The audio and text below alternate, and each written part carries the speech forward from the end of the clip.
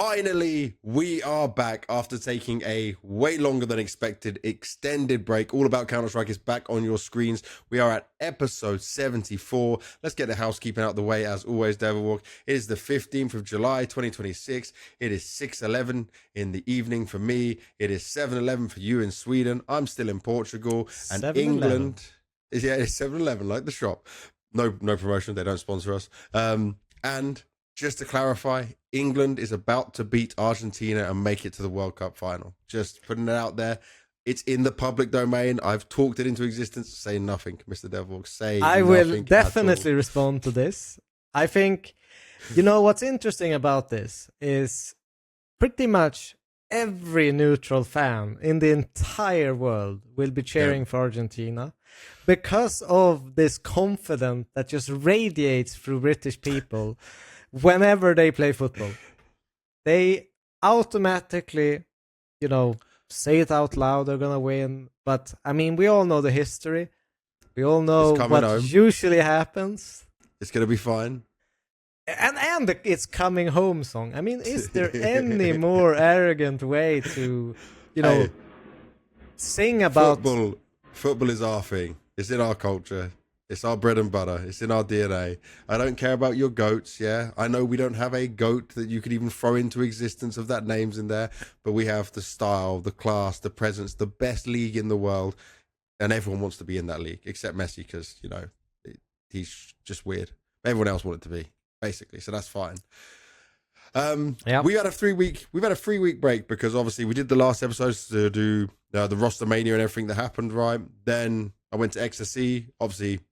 That was an experience for sure. I'll go with that. We also did try to get an episode while you were there. We did try to do an episode while we were there.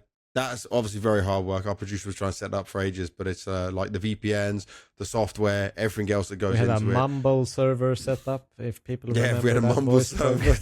Old school, because we're trying to get past anything that needs a VPN. But I'll go by saying this. Right now, this ear doesn't work. I've got an earpiece in, but it doesn't change anything. I am completely deaf in one ear. I got sick in China. Actually, my wife was sick first. Then my son got sick, and now I'm sick. And it's just coughing. Basically, I'll say this. Players, I love you guys, but the only team I saw wearing a mask was TYLOO when they were sick, and no one else was. So it spread. People were dropping like flies. People were getting ill. This happens all the time. But it hits different when the heat is 31 humidity, and it's wet humidity. It's like you're going in and out of aircon the whole time as well. So I'm going to doctor tomorrow. He's going to hopefully fix up my ear as well. Everything will be fine after that. I'm not too worried. But my throat and my ears and everything is wrecked. I somehow made it through the final day. What have you been up to, mate? Because you've had chill time.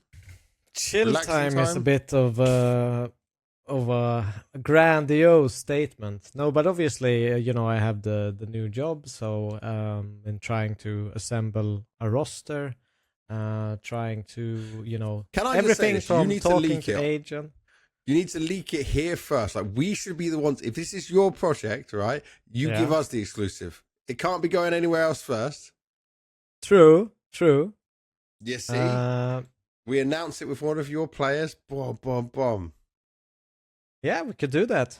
Definitely. You're in control, Mr. GM. You are in control. I am in control. And hopefully sometime very, very soon, we will have something. But it is stressful. It's my first time doing this work. There's a bunch of meetings. Not only from like agents to players to... within the own organization, talking to people, and a lot of balls, up in the air at the same time. That's how we say it in Swedish. Keeping a lot of balls in the air at the same time. As a juggler is the reference. Yeah. Okay, that makes more sense now. Now I'm with you. Yeah. So, But it's hard work. It's a lot of discussion, a lot of things that need to be agreed, and stuff like that. So yeah, it's been not so much chill time. It's been a lot of. My girlfriend's been complaining I work too much. Oh my god! That why don't they all do that? They all do that. As soon as you get a little bit too busy, and they'll complain about it. I always just say this, right? You want the money and the lifestyle, or you want the time?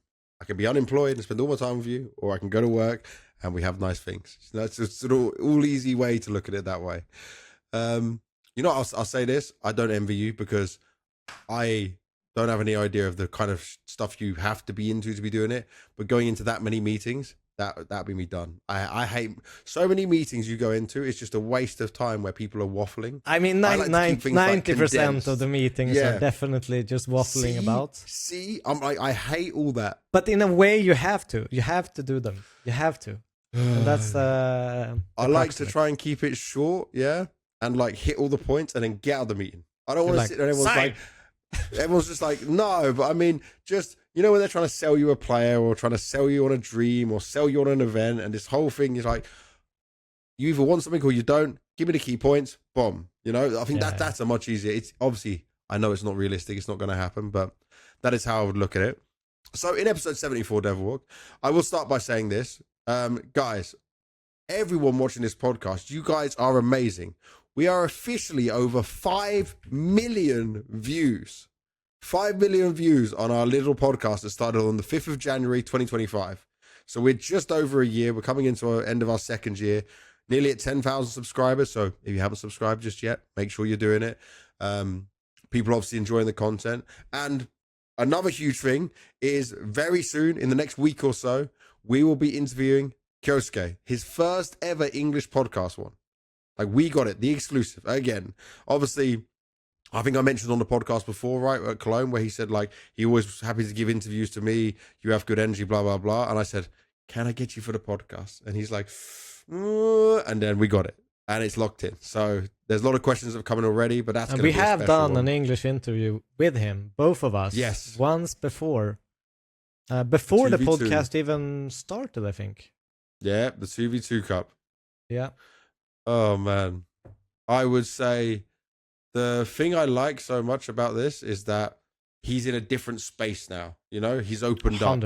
Dude, when I saw him here at okay, I have so many stories from XSE, good and bad. So let's just start getting into XSE because I'll come on to the Kyosuke ones later and the Muncie ones. Like, some of the stuff that happened, it's borderline crazy. But I'll start. This is going to be such a hard one for me to do. How do you want to structure all of this? I think we need to address some of the issues at the beginning. Yeah. Okay. Talk about the teams, then go into playoffs, and then talk about those teams and the situations that happened. And because I think once it got to playoffs, we were in a good spot. But the first couple of days was, it's not, by the way, not the worst event of my entire career. I have been on events where I was hired to work in Abu Dhabi, and I didn't work any days until the grand final day, and we only did the grand final. I got paid for all those days, just to be clear. But I mean, me, Dinko, Hugo, Harry, Blair, Vendetta, I think we all just spent the time in a swimming pool waiting for the games to start. They couldn't get anything running. And there was some good, I think fnatic went on to win the whole event.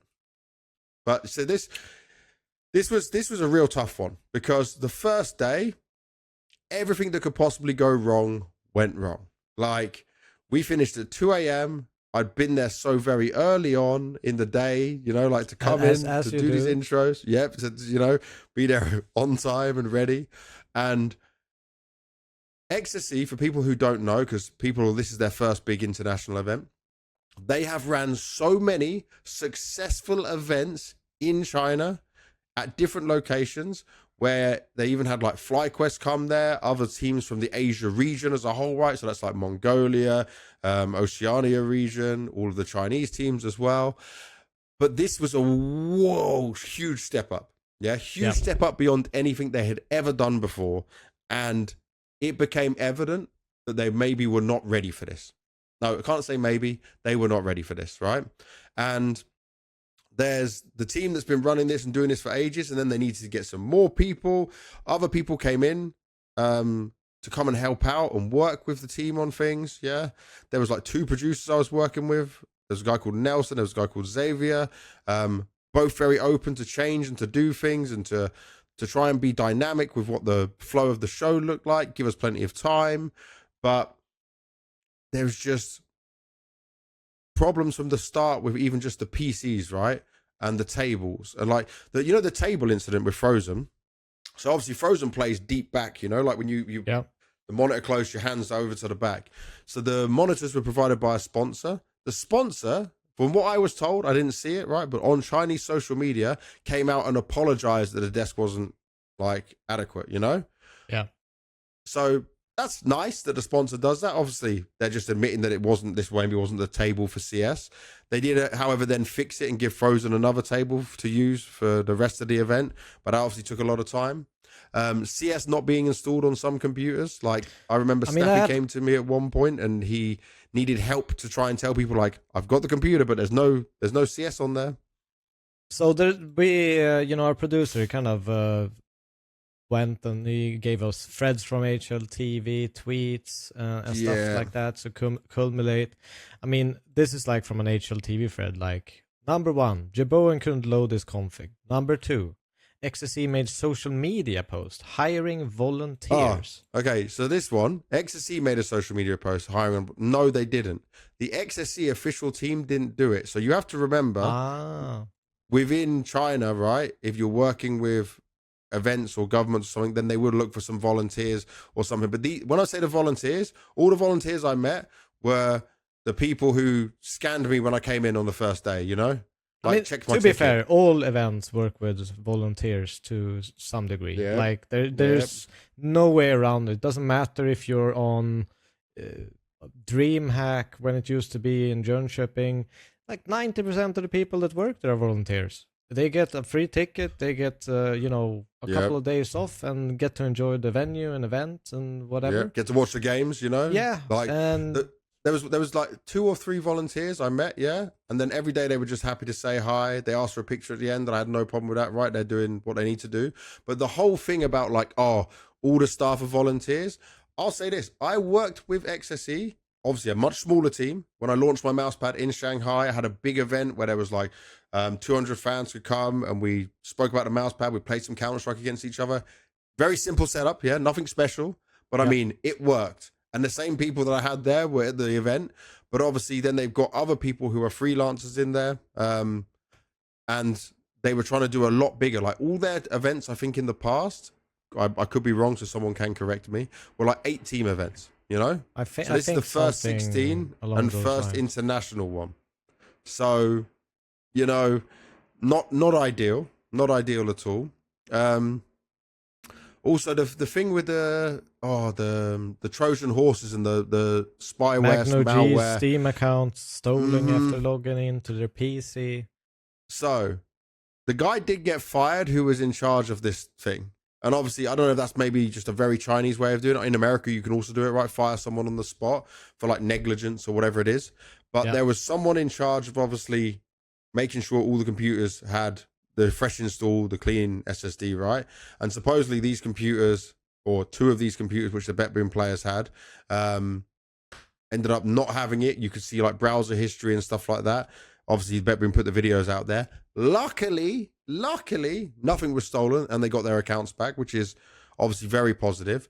But this is where, people taking shortcuts to doing things they think is fine, or maybe just quickly checking that the computer is reset, but like you can reset your computer, right, and keep some of the files. That's not a fresh install. That's not a fresh wipe, brand new PC, and then that's where problems can happen. But it seemed to be only the BetBoom guys that had that problem, right? Because remember, I hear some things, right? Only players come to me. The other things about PCs were like TYLOO's PC came without CS2 installed. The other thing is Nature's PC crashed mid-game, which can happen at any event. It doesn't necessarily need to be XSE shit situation. By the way, a fire broke out in the building during the Big versus Lynn Vision game. That's not true, bro. I was there. There was no fire. There was no... I don't know where that came from. There was no fire. Yeah, we had a power outage on day 2. Some of these things are definitely made up, and some of them... Yeah, and this is what I mean, is like...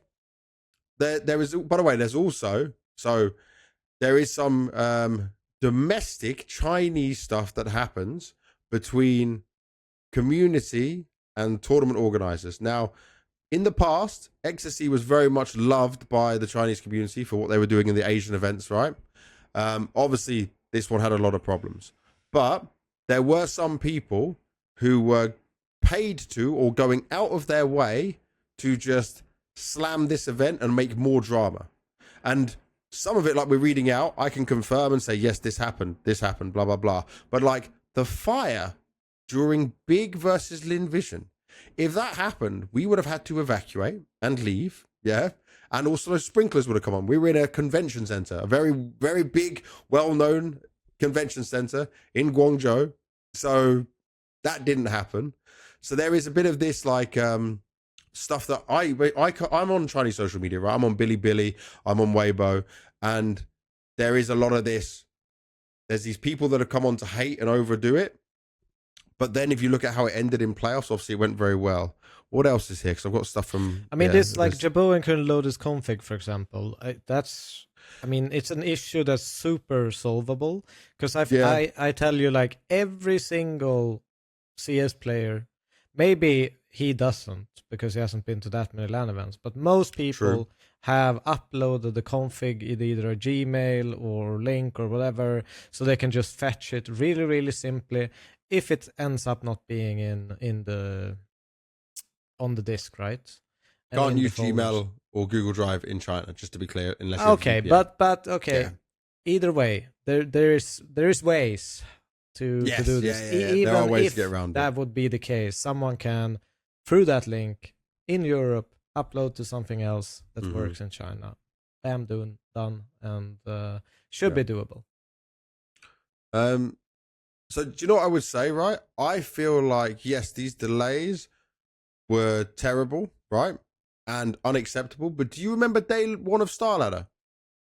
Yes, how bad that was for us. Yeah, that was a terrible first day. And people quickly forgot about it afterwards. And then what happens is some of this stuff from the Chinese social media then gets pushed onto like Twitter and our social media world, right? And some of the blurred lines between what is true and what is fake were really lost in there. And it's hard for me because what I'll say is, yes, I was paid by XSE and I get to work the event, but they don't control what I say. And I just said people should remain positive because, like, things can always get better. We've been in this situation before at many events. Not maybe as bad as this, but the recent one of Budapest Major was pretty rough with all the issues they had. And then it started to kick up a gear. But the people at XSE, the people who are behind the company, to me, are good people. How they treated me, how they treated the other players, they did their best to fix everything. You know, they brought in 20 new computers for day 2. So day 1, massive problems. I didn't see any of so there's the company, XSE, there's a CEO, and then there's the stakeholders of the company. The stakeholders were there the second day morning, and I'd never seen these people, right? But you knew they were important. And all of a sudden it was like trying to fix everything. And this is where everything started to kind of happen, like quick. And day 2 was still delayed and it was pretty bad. Like we didn't do proper intros. We only did winner interviews. Still a long turnaround between games, which was not ideal. And then for the last game of the day, a power outage, and it had nothing to do with them. It was from the venue side. It's happened before other events. It's unlucky, right?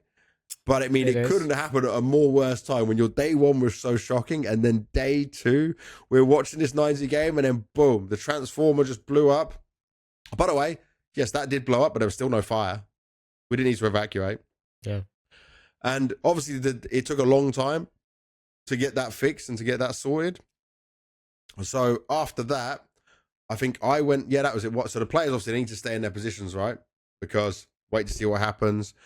It's a massive tech pause throughout all of it. You're worried about, they're not allowed their phones, right? They can just talk a little bit. I went and did a signing session with everyone that was still in the venue at that time of night until, just to do something to give back. You know, I was just like, I will sit there. I'll just put me on the signing session booth. Like until the power got fixed. I'm not going to be 100%, but I'll say an hour and a half, because it's not a small, like the whole So there's a thing behind the stage, there's a big power supply unit, right, that comes in, and it just went pop. And everyone's rushing to try and fix it, but obviously not a normal person is qualified to fix this thing. So yeah, it took some time. Time. Yeah. But there you go. So there is some truth to some of the things here. There are some lies to it as well. Like I read one where it said that they were playing some games from the hotel room. Like this is just not true because the venue was playing? not played an official match from hotel rooms, which never happened, by the way. And do you know why it never happened? Because the venue we were in, where the practice rooms were, was not the hotel. So never did they play from the hotel rooms. Like how the people, and then people take this, by the way, some big people, I say big people, some news people that are on Twitter and stuff, take this from some source they found on Chinese social media, and it's not 100% accurate and it's not confirmed. There was lots of people messaging me, and I said that there's some things I can say that it's just like, it's just a straight lie, you know? Yeah. And I'm not here to sit and defend XSE. I would have said, actually, if I was them, I would have not done group stage in front of a crowd for your first big event, you know? Yeah. You focus on getting the games out the way, being ready for playoffs as best as possible, and move it from there. But obviously in China, having group stage for crowd, there was like 3,000 seats or 2,000 seats, maybe, I think 2,500. I think that sounds about right. And so many days, it was full out up until late into the evening. Yeah. Obviously, when it got too late, then people would leave. It got quietened down. But I mean, like, I'm just looking down this forum thread. Apparently, NKJ's headset wasn't working. Yeah, he had a problem with his headset, but that's happened before in other places. I've had it happen to me. I remember it happened in the what's the what was the Academy Team League? We Play Academy. We Play. It happened to me in a We Play tournament. Forge of Masters season 2. I was there. Yeah, and my admin knew no English at all. And I was furious that my headset didn't work. And he was just like... By the way, actually, this is one thing I will confirm. There was not enough staff with adequate English skills to be able to communicate with the teams. Yeah. Some of these admins may have done all the events for XSE in the past, but they didn't have enough of them that could speak good English. Like, I'm lucky. I'm working with my friend Gavin Baseline J, right? Yeah. On the stage. So anything I needed, I'm fine. This guy's with me the whole day from start to finish, right? He had to go help Snappy with some things, or Nip at one point. He had to go and help other people out. But like, that's one thing they were lacking, which was very evident, is that the communication breakdown just kept on happening.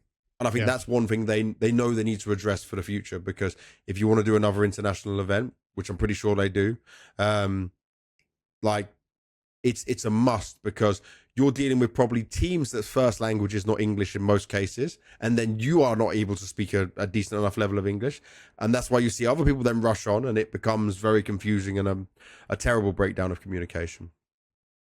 Yeah. What else is there to look at on this?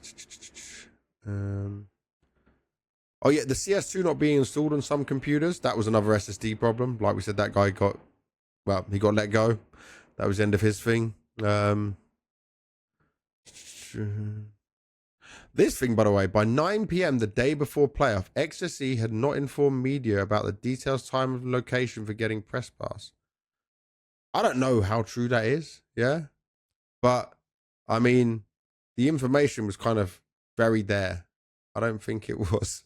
Like, I mean, it wasn't a hard thing. There wasn't so many media. There was one HLTV guy, and he got everything he needed and had access he needed. I mean, to some degree, I can probably, think that maybe it's plausible because they were dealing with so many fires and stuff. But not by playoffs. Not by playoffs. This is by playoffs. Yeah, we were already clean by then. Like, things were so much better by the time we got to playoffs, and they also had a few days off in the run-up to playoffs as well. Oh, and the other thing about the prize money being cut, that was never a fact. So, like, it always was 1 million. It stayed as 1 million. It never dropped down to 500k, like some people were saying. They can't change that. So yeah, a lot of misinformation, a lot of bad points of the event, but a positive ending at the end. I'm not going to defend them for all the fuck ups because they did not prepare. Yeah. They did not test enough. They did not have enough staff with the right skills, but they worked tirelessly to fix every problem. But what it was like, imagine you fix one problem, then another problem, fix one problem. And it was just like, I can just imagine some of these like fixing guys running around being like, oh my lord. Yeah. And it was like all hands on deck. Like I told you, from day 2, the stakeholders of the company were there, 20 new computers, brand new, fresh machines, like all kitted out, were ordered. And obviously tier 1 teams, no, there wasn't so many tier 1 teams there, but expect a decent level. I'll tell you this, do you know who impressed me from this event? Teams like MZ, PARIVISION, right? Eyeballers, like big. None of them were complaining despite how bad it got. They said to me, yes, this wasn't great. Oh, I couldn't order this food. I couldn't do this thing, right? But they just took it and got on with it, you know? Yeah. Like they understand that it could have been much worse. It could have just the whole event been cancelled, or Valve might have stepped in, because I was honestly worried going into day 2 that Valve would step in and say, your event's not VRS anymore. This is done. You know, that was a big worry. I'll make this reference even because I remember when PGL came into the scene as well. Mm-hmm. Was really, really messy. Everything from broadcasting to on spot like stuff there were problems, But I think what everyone kind of appreciates is when you see people trying to figure it out, when you see people trying to find solutions.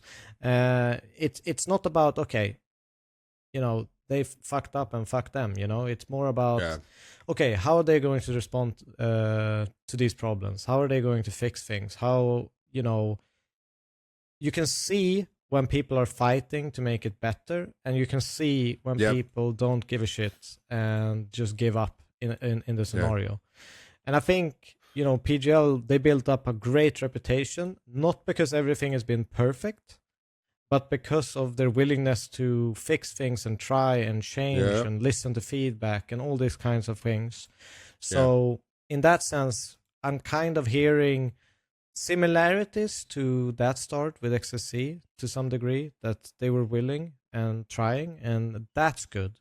Because, I mean, the more the merrier in the Counter-Strike community, even if it's people who, doesn't get it right the first time. If they try hard enough, they fix things, and you see a market improvement for the next event. Mm-hmm. I think that's what really matters, because at the end of the day, Counter-Strike started off in, gym halls and it was not a beautiful sight. Definitely not. Definitely not.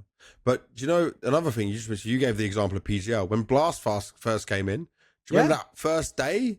Like, it was just a desk for the whole first day, with like games being played hours late after start. Like, this can happen, and sometimes you can bite off more than you can chew, and everything can go wrong. But I agree with you, it's how you deal with it. And I don't care what the comments say about, oh, well, you just want to get paid or blah, blah, blah. I'm telling you from someone who was there, and other teams, like I mentioned, from PARIVISION, MZ, Big, Eyeballers, from some of the people I was talking to. Not all teams are going to feel this way, by the way, but a lot of teams will. Even Eddie, by the way, Eddie from FaZe, who's been at all the biggest events for a long time now. Yes, he was unhappy with how things are going, but in the end, he still made sure his team went and did the signing sessions and did the correct things and tried to go through it with a smile on your face, even when they had like the latest game on that first day with all the mega delays and the problem with Frozen's desk and everything. It was so rough for them, and they still handled it all. And this is what I think the reason why no teams walked away and no one gave up on it. When you accept an invite from someone who hasn't done an international event before, I think you, as a team, as a squad, when you go into that acceptance of the invite, there will be issues. That there might be problems. Like, it's not like they came into this thinking everything is going to be perfect. That's like completely unrealistic. That's a smart way of looking at it. But I'll say this, right? While some managers and some teams are definitely going to be unhappy with it, no one would be able to say that XSE didn't try their best. And it's not great to just try your best when you're doing a VRS event with very important points, a lot of prize money on the line, but like some small details. The hotel was great, yeah? The service was great in terms of how they were looked after. And there was a lot of learnings that they can have from it. But the event didn't get cancelled by playoffs, which we'll get into later on. It pretty much hit the ground running with very few problems. And like, I just think that what Valve needs to do in the future, because this could be a conversation people have about other tournament organizers for the future if they do pitch for this, right? And they do get approval for it, is while you can have the money, do you have the expertise? Do you have the right people? And it's going to be very hard for Valve to track it and test it, yeah?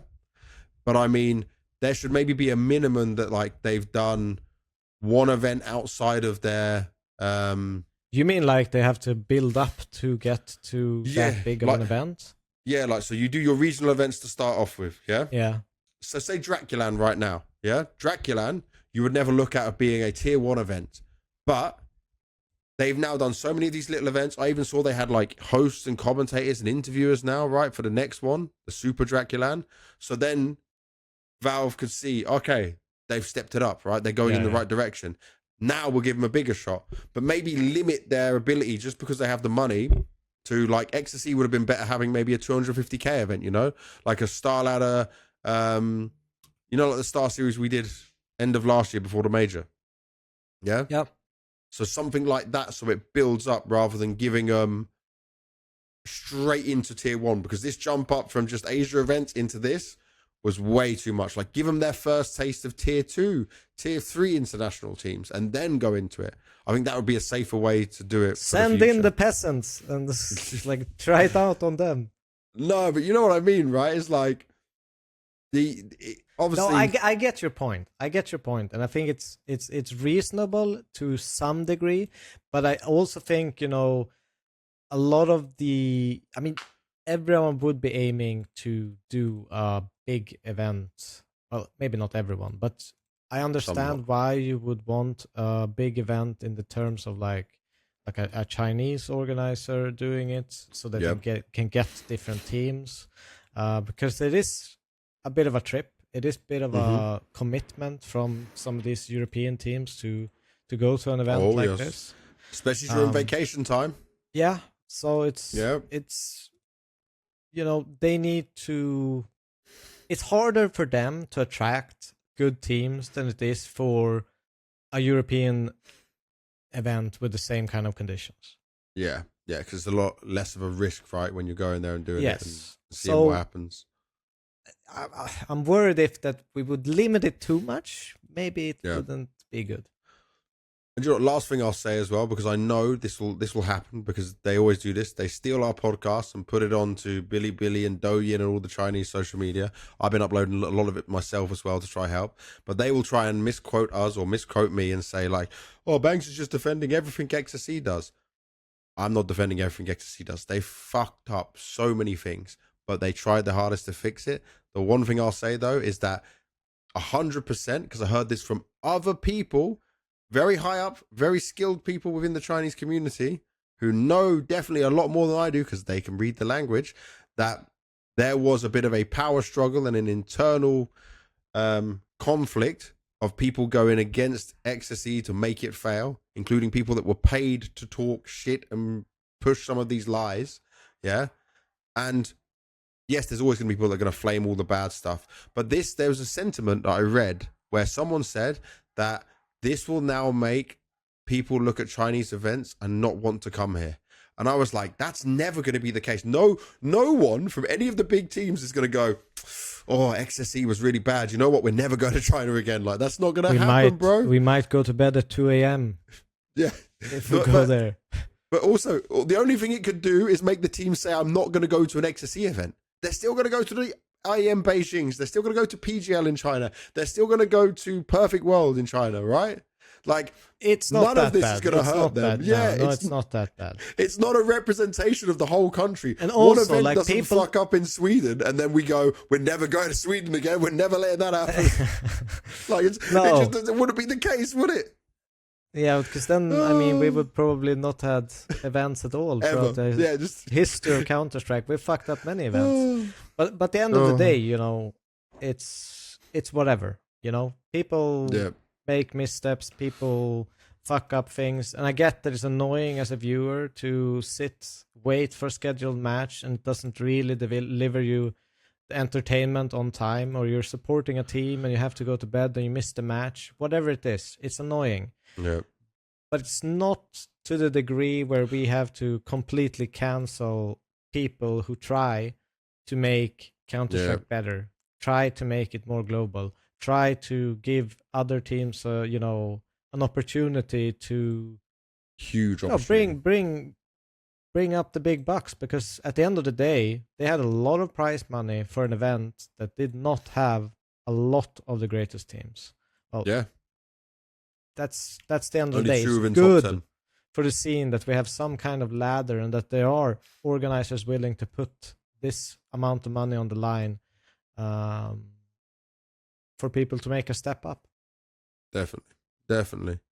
So let's go down just like some of the results of the event. And I think what we should do when we're looking down this Devilwalk is be a bit fairer to some teams, because there are probably some teams that are not able to handle all the problems that happen, and it would affect their performance. Yeah, I'll give them a little bit of leeway with it.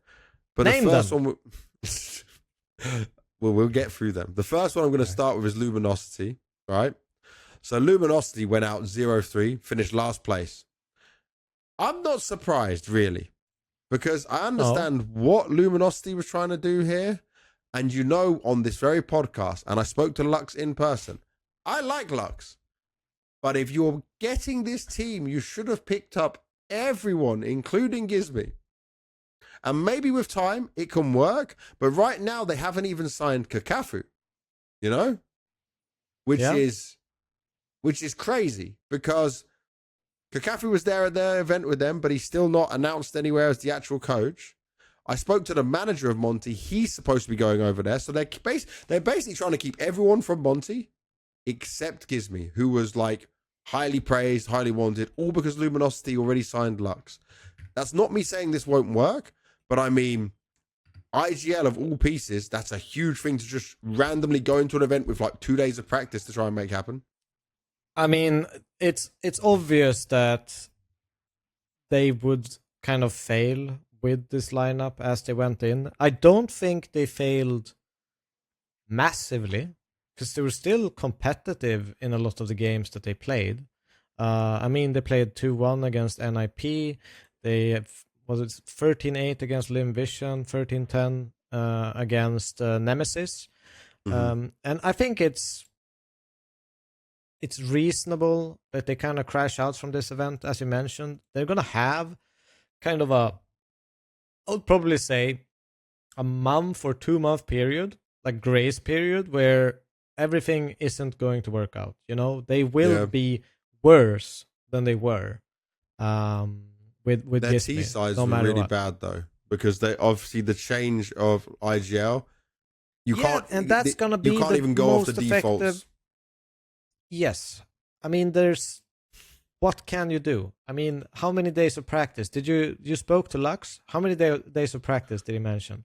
He was playing some online from Brazil with crazy ping with them, and then just whatever they could do when they got to China. I think it was like 3 days. So they knew nothing. They knew nothing of how to play together.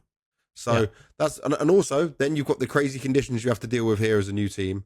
And outside of Lux, and I guess you can count Afro and BMAS, overall the team doesn't have that much experience in dealing with all this stuff, you know? Yeah. So, I mean, it is what it is for Luminosity. I think they just put themselves in a really bad situation going to this event, which I understand why they would want to. They've accepted the invite. They could still do some damage. Didn't end up this way this time. and we're going to have to give them some time. It has to be seen as a reset. Completely. So yeah, I'm not going to be too harsh on them. I'm still not sold on the move just yet either. It's gonna like. I'm not asking him to be better than Monty. I'm not asking him to be better than Monty, but I'm just questioning the move as to why you wouldn't just like nothing against Lux, but if you could just buy the core and then you've already signed Lux, but you just keep him on the side. Because did you see the comments that were made? From where? Let me just show you. Go on, Gizmy's Twitter. So they replied. What's the Luminosity guy's name? The owner? Steve Maida. Steve, here we go. He replied to Gizmy, and he said, "This is one I should have prepared it earlier." I saw the tweet. I know which one you're talking about. Yeah, you know what I'm talking about, right? He basically explained the situation. He said, that was his fault. Respect Gizmy. It wasn't on the players. It was on me. We already had brought Lux in, so it just wasn't possible. You're insane, and the ceiling is very high for you. You deserve all the success coming to you, and whatever your team gets, you will be extremely lucky. Wishing you nothing but the best, truly. I just think, like, you could have just taken the L on Lux and taken Gizmy as well, and had Lux on a bench or sell him out or whatever you want to do. Potentially, you know? It is potentially, but I think also, you know, I know Steve very well. I'm a good friend of his, so I will be very biased to this question. I'm just warning all the viewers. But we don't hide our biases here. Yeah, we don't hide it. But I think from his perspective, he's an honest man. Like, if he says something, that's it. You know, if he's told Lux, you know, we're gonna be making this around you, then he's going to be making it around him, and he's not gonna turn back on that. He's a man of his word. He's very, you know, so I feel like he morally probably couldn't more than a business decision. But yeah, okay, that makes sense then. So for Luminosity, we'll just look and see what they can do in the future, right? For Sinners, I don't know. Like, for Sinners, I can imagine everyone on their team is not used to this situation, not even the coach, right? So they understand that this is really tough. But you also went 0-3 at the major, stage 1. You got demolished in every single game as well. Yeah, but like, look at the teams they faced. BetBoom, 9Z, and FaZe. Like, they got easy teams. They got not a single chance matchup. Like, if I'm going into any matchup, if I'm going into any matchup for Sinners, I'll give them credit that they basically played the elite teams in every game because FaZe went 0-2. So they just got the unlucky draw that time. But I can't defend them from when we spoke about them at the Cologne Major because you lost to FlyQuest, NRG, and TYLOO. So for me, it's when they get to a bigger stage, they don't play the way they play online. Yeah. And obviously there was all the problems with XSE. I think for me, the hype for Sinners kind of is dying down. You had them going through. Yeah, I thought they could be a surprise, but I mean, yes, they played BetBoom, but you got 4 rounds on Ancient. Yes, you played 9C, you got 5 rounds on Dust 2. You played FaZe on Mirage and Ancient, 2 rounds on Ancient. 7 rounds on Mirage. It's just not good enough. Like, the thing is, yes, you should lose to these teams, but you didn't really show any promise that you were, during any part, had a chance to win. I think if they would have lost like 13-10, fair play. You at least showed something. You put yourself in a position that if you played a few more rounds better, you could have won. Mm-hmm. But this shows nothing. This legit just shows that they are not ready to compete in tournaments like this. Yeah. They're far away from it. So next after them, Lynn Vision, 12th to 14th.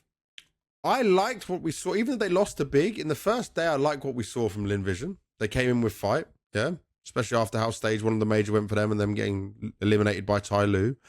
They got absolutely bullied by PARIVISION, which is a new PARIVISION, right, on Dust 2, which historically, Dust 2 has always been a good map for Lynn Vision. How did they end up on Dust 2 is my question. I think because Lynn Vision always liked Dust 2. I guess, but... Yeah, like they're thinking, cool, we just both play a really good matchup for ourselves, and you're going up against a new PARIVISION with 2 new players, you know? But they didn't stand a chance. And then they also lose a crazy overtime. They picked us 2 against Bait, yeah? They lose at 16-14, and then I think they just crumbled after that. And then they were eliminated. Call Me Sue was, I tried to speak to him after the event, but I didn't even get a chance to catch up with him in the end. He was so sad. The good thing is they did qualify for Blast Porto afterwards, so they've made a step forward. But I mean, I think it was heartbreaking for them because they honestly felt like they had a chance of going to playoffs at least. Where do we actually rate like Lynn Vision? Because if we look down below like TYLOO, I mean, yeah, I think they did beat TYLOO in Porto to qualify. It's like a top 30 team who can occasionally rise up to be a top 25, top 20 team. Occasionally. But I think, you know, I like the team. I like Emilia, especially. As more of a meme thing than anything. But like, I don't know. It's to me, it's like tried and tested. It's kind of like, when is Lynn Vision going to be the ones that take charge and actually do make some changes? Because it feels like we're just seeing the same routine. Do you want to know this? Look at how long. So Westmelon has been on the team for 9 years. 9 years on Lynn Vision. Zaka, 6 years, 11 months. Emilia, 3 years. Then Starry and Call Me Sue, 1 year and a half, 1 year and 4 months. But bro, like, you've definitely tried everything at this point. You're hitting your ceiling. You know, you're hitting the point of no return. That's kind of where I'm at. Where it's like, you've had so many events. A change? I feel like a change is definitely needed just to freshen things up. I mean, like you mentioned, like there's so many people in that lineup who's been there for so long.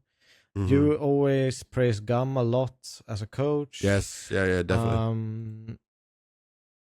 I'm wondering if there are some better pieces to be put into this lineup to make them even more competitive. Gum's work ethic, for sure. Gum's work ethic is crazy good. And that always impresses me. I think he maybe needs to make a tough call. I don't know if he is the one who gets to make the decision, but that would be the ideal situation to try and make a change. We're going to see what happened to TYLOO, right? They had some Zero bad comes performances. They brought in Zero, a new gun that, you know, continuously impress as we watch them play, and you could see the upgrade and firepower, and you get some excitement for the future that, you know, some what if situations kind of pop into your head, like, and I don't have those for Lynn Vision. Mm-hmm. Yeah. I feel like if I would see them at the next event, I'd probably put them eliminated in groups again. Rough. All right, next team, same position, 12th to 14th. NIP. NIP felt like they were the most triggered team from all of the problems, by the way. Yeah. Like, Snappy was laughing it off at sometimes, but I'm just observing from afar. Imagine, obviously, I've got nothing to do. Yeah, there's nothing I can do. There's no interviews. There's no games. I'm just trying to talk to some teams. Let my co-host, obviously, who can speak Chinese and English fluently. He lived in Canada. His English was actually like, he just is English basically talking at that point. And he's trying to help teams, but they looked mega unhappy multiple times. Obviously not great for Note as well. It's his first event with them. Comes in like, yeah, this will be fun, right? I'm on main nip right now from Young Ninjas. And then you just come into this mess that it was. But what do you think of this new rebuild? I haven't seen enough of NIP to question the Stown move. I always said I didn't like the Stown on AWP move because I just love him as a rifler. Yeah. But I also have said on this podcast that him rifling on CS2 was not as good as what he was on CSGO. You know, he hadn't found his way. So I don't know, what's his, it's going to be a stat Andy right now. Stout's stats are not terrible. He's only been on the team 3 months. Oh, I'm looking just in general stats. Last it says stats for the entire events? Team period. Yeah, what's the events? Oh god, is the it really event bad? is the lowest rated player in the team. Really? Yes. On 0.91. Snappy is actually the second best rated on 0.94. So it's not a that's a problem. It's definitely a problem. Big gap from Shush, who has a 1.17, to the rest of the team, who is everything from 0.94 to 0.91. Yeah, but Shush could play while the world is on fire around him and still be fine. Yes. I mean, Shush is a very unaffected person. I still think Shush is too good for that team. Both Kaspersky and Shush, need people sleep on Shush so much, but he was the player that Astralis should have taken ages ago. You know, like long when they were still Danish, when it was all Danish. I remember when I was still coaching and competing against Shush was the most annoying player, and he wasn't flashy, but the way that he would, like, his one kill would have so much impact. And super annoying to play against, super smart, really hard to catch off guard, really hard to kind of flush out of positions. Incredibly annoying. And that's like the best compliment I can give a player, is how annoying they are, how frustrating it is to find a solution. Yeah, but it's my best. If someone is annoying, it means generally that I have a hard time finding or figure out a solution on how to deal with it. Okay. Yeah. So that's why I use that word, because it's annoying to me that they are so good, because I'm versing them. And it's crazy, right, for me when I'm looking down this, and when you said about the stats, maybe Stan was massively more affected than I thought, but like, I don't know where this NIP is going. They're competing in a lot of events. They're all in this tier 2, tier 3 grinding. They had that moment at Astana, not this year, but last year, where we thought they were going to make a jump up, like that was their big shot, but they're still dwindling around the same position. And I'm just worried that even if they start to gain some traction, like Kaspersky can go at any point, you know? Like, I don't know how long left for this team. We can look at, even back in July when NIP went 19th in the VRS, or in September where they were 15th, and this is 2025, right? Yep. They dropped down pretty much like it's small curves up and a little bit more down. Small curves up, a little bit more down. So they've been consistently getting worse since the point of where we were hyped about them. And I'm talking, start of season 2025, when we saw them at Budapest, making the final against Na'Vi. All of that, it's just gone. It's flattened. I don't have the excitement for them anymore. Yeah. And obviously, it's only 3 months since Down's come onto the team. Then you add Note as well, which is another change. But I mean... But they've gone through so many changes. Yeah. So many changes. Yeah. Because, I mean, let's see, roster.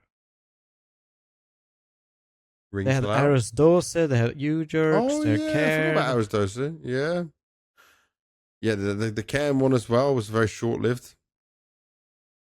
Yeah. Very. Yeah, and it'd be interesting to see now, right, with Wrinkle going to G2 if he performs better, like if it's a problem with the nip side and how he's being used or what he can do. But yeah, for NIP, I didn't expect him to make playoffs anyway, so this is kind of fair game. So let's go on to 3D Max next. Now 3D Max should be, in terms of, other than Kersey, a very experienced team in dealing with everything, yeah? Masuta, Gravity, Maka, Lucky have all been around for a long time, playing all different types of events. But right, when I look down, so they beat Nip in the overtime game, they lost to Eyeballers, they lost to 9Z, and then they had to face FaZe. Yeah? It's pretty tough again. Other than the Eyeballers game, which you might say they should have been favored in, it's pretty tough. And then they got crushed, man. 10-2 first half. Yeah. But I still can't get over. They added an AWPer as a rifler. Yeah, but come on, we saw Kersey. It makes sense, right? Yeah, but it's such a weird. Feels a bit wrong. It feels so wrong.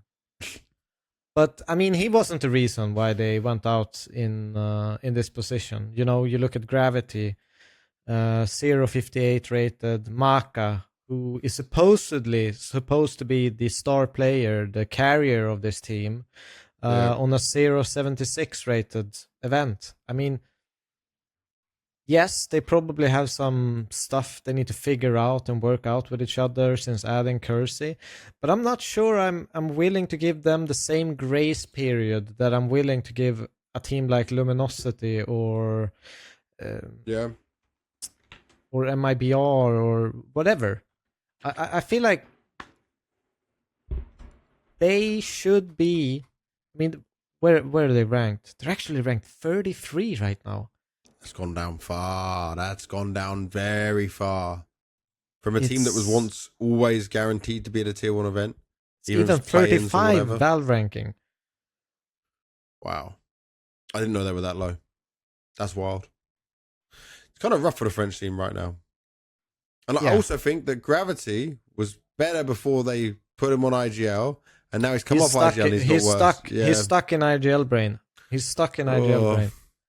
I feel bad for him. Because at one point he was also very hyped up. Yeah. And like they're at this state ranked event as well. They lost to Heroic already. So they're in a pretty rough spot. It's not looking great for them. All right, next from here, MIBR. MIBR's run was like it's the first run with NQZ. Now it's LNZ and 4 Brazilians.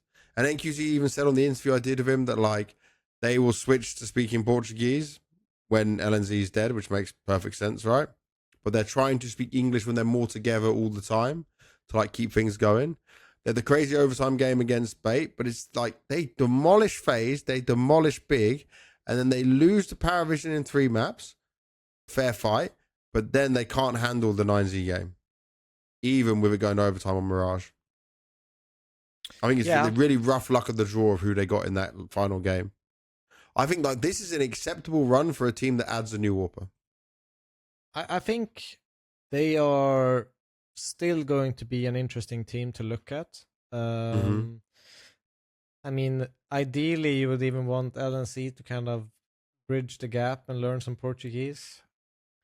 Bro. But really? Yeah, 100%. Why not? Okay, maybe he's taking or come back to Sweden. Now. Sweden is back. Yeah. So yeah. But I think for this MIBR, they deserve the grace period. They've got a good VRS ranking right now. They will have invites to other tournaments. This wasn't a terrible showing for them. I think the PARIVISION loss will hurt them a bit because it's the way they lost after losing overtime. Just showed a bit of a crumble after that. But I'm still excited to see how far NQZ can go in being more of the styled AWPer that they want and need, but also how it affects the rest of the team. Insani's still sharp. Insani's still staying very strong. He only struggled a little bit in like the beginning of the 9Z game. So it was like then he even came back into form when it came like I remember one first half he was completely out of it. The event. See? So yeah, he's pretty strong still. He's still holding his own. Just needs some backup. All right, now on to the rest of the 9th to 11th teams before we get into playoffs. Bait, I feel like, yeah, Bait should have been a playoff team, you know? They start off beating MIBR 16-13. They played the latest game of the day. They finished at 2 a.m. or something like that. Then they lose to Nemesis. They should be beating a team like Nemesis. 100%. It's then the way they lost to Alliance was crazy. I didn't expect it at all. Then they beat Lynn Vision, and then Big, the team they denied stage 3 of the major through last time, they get crazy close games, lose it in overtime, and then lose on Ancient again. Ancient was previously like a good map for Bait as well. Yeah, I mean, what to say? I mean, Bait should be making playoffs. They should never be in a 2-2 match scenario in the first place. Big, I like them. I think they're definitely on the up and coming, but this to me feels weird because they're the third highest ranked team at the event, and they go out to, you know, they should be beating these teams. They should be cementing their spot. This should be an easy playoff for them, and they didn't get it. This was their chance to have a chance at the trophy. And you can't be anything but disappointed. It just feels like, yeah, I don't know. It's hard to put my finger on it. Maybe, like we talked about last time, maybe someone save MPL. Dude, they were making this incredible comeback on Ancient against Big, yeah? They were down 11-1 and they managed to turn it around. And I was sat there with their guy who runs the company. I forget his name. How bad is that? But they were like, I believed in the comeback fully. I thought they were going to make a sick comeback, come back into the game, and then go to Dust 2. And Kenzazor, as always, was trying to liven himself up a bit, being the more passionate one. The rest of them always just playing. No emotions, no nothing.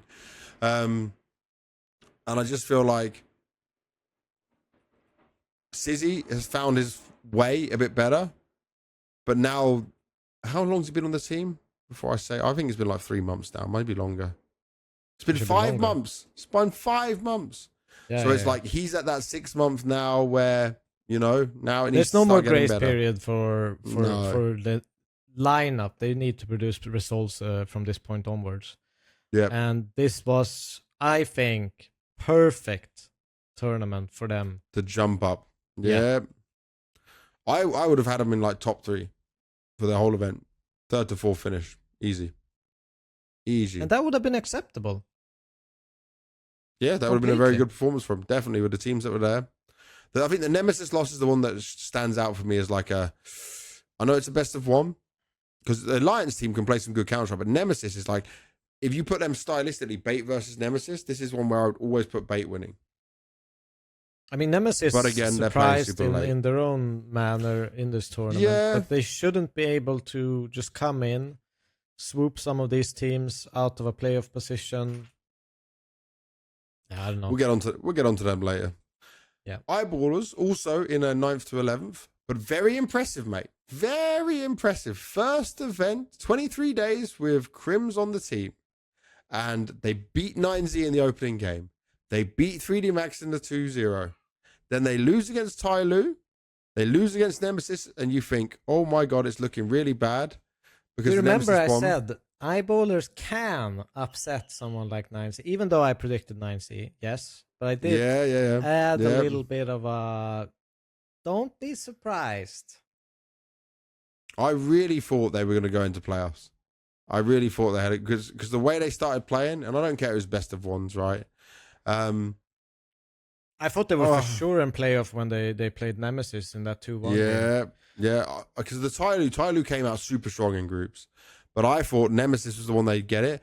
Then when they played against FaZe, this was a cinema game. It was the most viewership of group stage, I think, if I'm reading it correctly. It was the crazy overtime on Ancient, and then it was the Mirage overtime as well, but they couldn't close it. They couldn't quite win it out. And then Cash, which Eyeballers thought, we're going to be the more experienced team, you know, roll back the years, Crimson JW. Didn't kind of go that way. They got absolutely stomped. They got dumbfounded. Yeah. Twist and Frozen went, we are sharper. You may have a bit more experience than us on this map, but we are sharper. Yeah, it was definitely kind of anticlimactic once it came to that cash. For such a good game as well, man. It was very sad. It was very sad the way it went. But as you know, like Crims, JW back together, I think it's exciting to see them because I think they definitely look like they can compete on a higher level than they have been competing, if that makes sense. You know, bunch of experience, they're enjoying themselves. Love watching them because, you know, JW, I mean, what can you not... Can you hate? Can you? It's so different Counter-Strike in a player, stylistically, if you look at clips at JW, you know it's him without knowing. Like you can see it. Right, he even tried some of the knife stuff again, and the cheeky plays through smoke. It's still happening. Will never it's still stop. happening.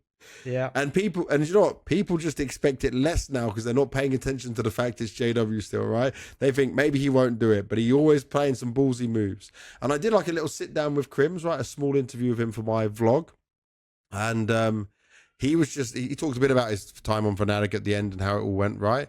But like the fact that he gets reunited with JW, he said, like, we started our careers together. Maybe we can end our careers together like this, you know? Yeah. And just sail off in the sunset, but have a good run of it. And I do think that they're a team that can break through this year, at least to the Singapore major. I'll say that. I think they can go to Singapore. We might even have 2 Swedish teams or 3 Swedish teams at the major. Which would be crazy. That's a jump up from beyond what was even thought to be possible. We have Heroic as well, right? Heroic's majority Swede now. Roland, Nilo, Susp. Oh, yeah. Okay. He might be cooking finally. Might be back. Finally might be back. But yeah, I think this event, Fireballers, can still be seen as quite a positive. Yeah? Yeah. It's a good run. Crim's actually still a very capable player and can help out with his experience for the other players on the team. Maxter had some incredible games in there as well. I didn't look down the ratings. Let me have a look down the ratings. Crim's Maxter highest rated.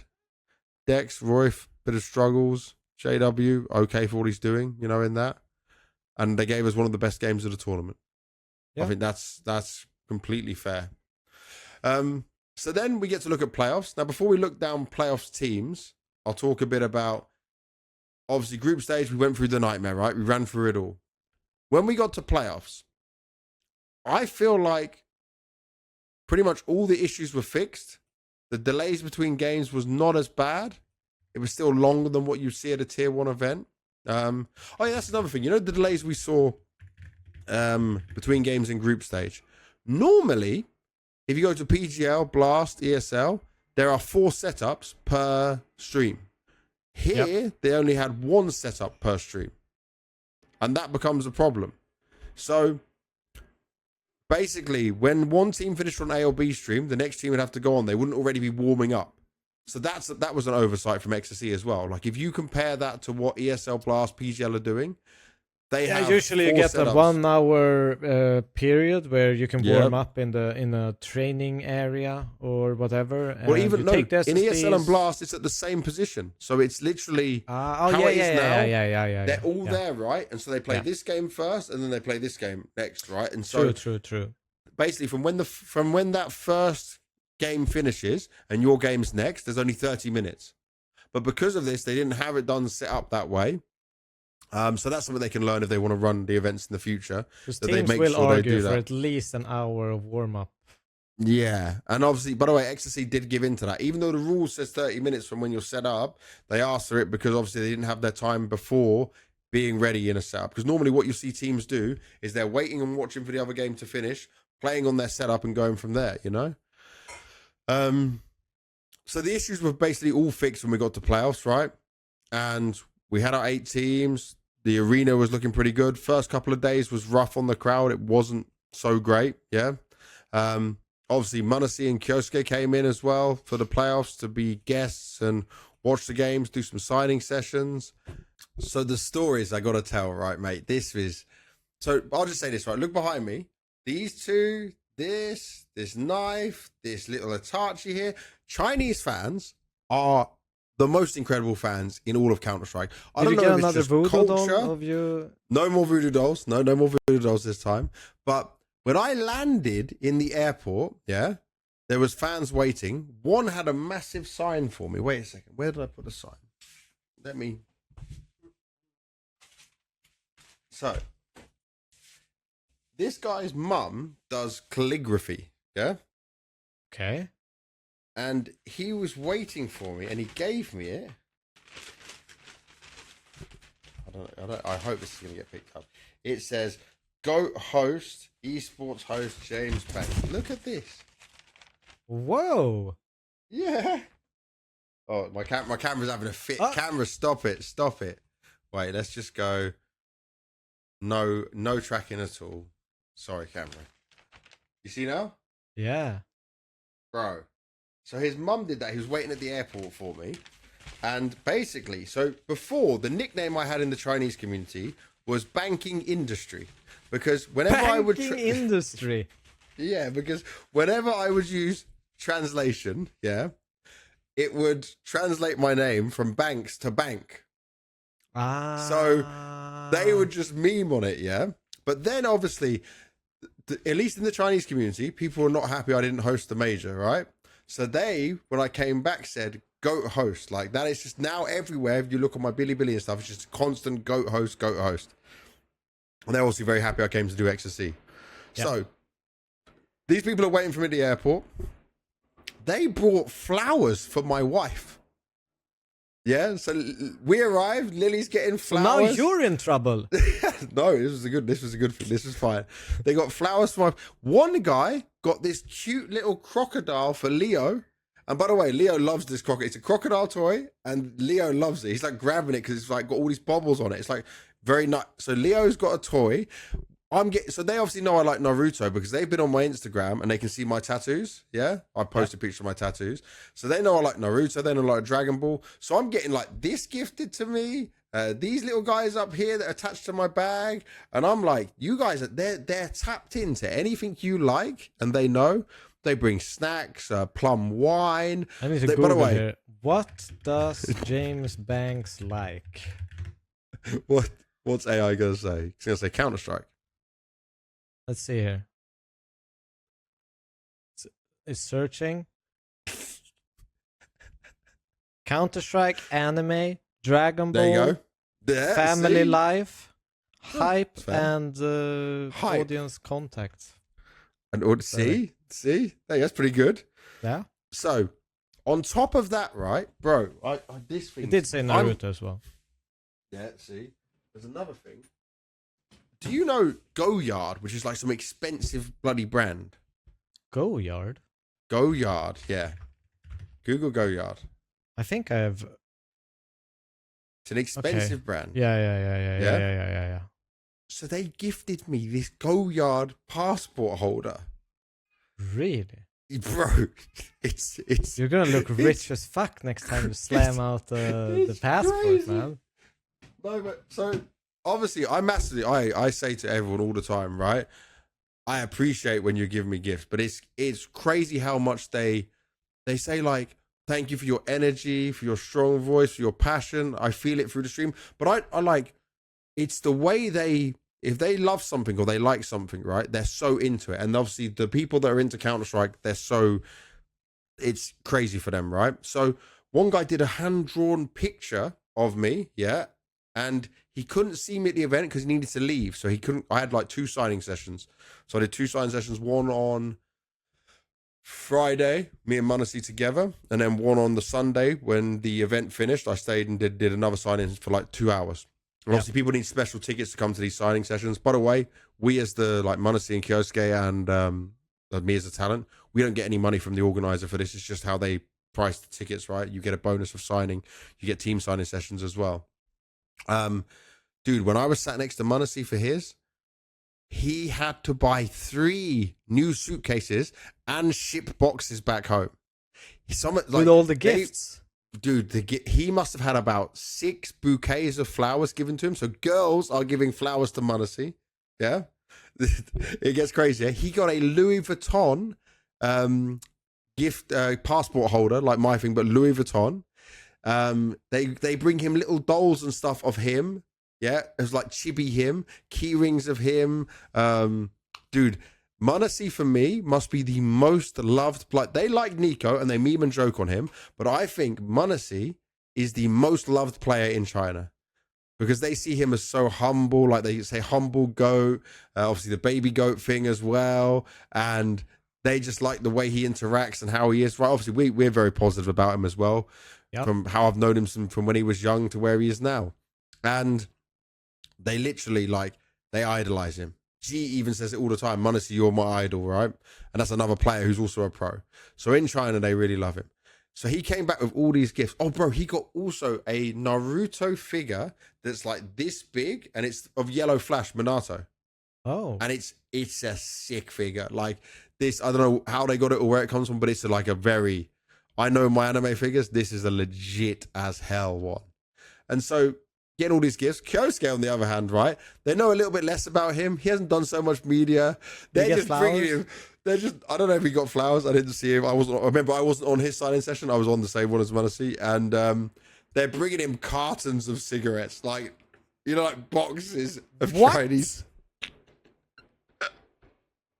Dude, they're bringing him like they're literally just pulling out their bag, a massive thing. Boom! Here's some cigarettes. And mate, he comes to me. It was on the Saturday, and he goes, "Bro, I don't even smoke anymore. I just vape." And he goes, "What am I gonna do with all these cigarettes?" And they're bringing him cigarette after cigarette. And he probably didn't have the heart to tell them that he stopped smoking. No. Guess what? So on the Sunday on the Showmatch, we did the Showmatch, yeah, and Kyosuke just sits there on the interview. And he goes, "Guys, can you stop bringing me cigarettes? I have vapes now." Then we're in the talent room, yeah. Muncie and Kyosuke there. The guy who gave me the Go Yard passport holder brings one for Kyosuke as well, and then drops like 5 Chinese vapes on him. And I mean, we're laughing because he doesn't he's not as public facing as Muncie, right? Hasn't had a long career. So they don't have so much information about what he likes. So they just associate the pictures of like Kyosuke smoking when he's in the team talk and vaping, and that's it so far. So he just needs to drop out there some other things he enjoys so that they'll get him that. Like it's crazy, man. Because he's got no we're gonna help him out with that. We're gonna help him out. Yeah, we'll get when he does our episode of the podcast, they'll learn a lot more about him, and then they'll be able to do it. But it was so funny to see how they react to these guys, right? Especially after they just won the major as well. So many people saying to Muncie, like, congratulations. Like other people saying like, oh, you're not just like you're my idol, but like you're my hero. And he's so nice. Muncie's so nice interacting with him, but there was so many people, dude. It was crazy. And I'll say this, another positive thing, even during the group stage, every team did a signing session. FaZe, I posted a video on my Twitter. FaZe was doing a signing session at 1 a.m. or 12 at night when their game finished. Where's the video? I definitely posted it. Or did I? Oh, it was just a picture I posted. Here you go. 2 a.m. here in China, and the full FaZe team is doing a signing session. And dude, it is packed. Let me just send it to you now so you can see just like the sheer size of it. Yeah. It was wild. It was wild. So yeah, Chinese fans, they are the number one. They are the best. And I tried, so obviously I had my signing session did on day 2, yeah? Everyone that was left in the venue, that was just spontaneous. Then I did 2 during playoffs. I always say this though, and the same as what the players say, is I'm sorry that sometimes we can't give them the time they want or the full, because lots of people ask you just when you're running past, and I'm like, I got to go to work. I need to go do this, you know? Then loads of people in the hotels. Oh, also, I've got 10 Labubus. I've got 10, dude, there's so many.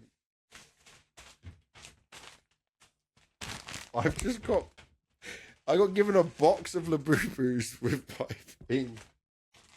My son is going to be so happy. Not Leo, my older son, yeah. He's going to be so happy.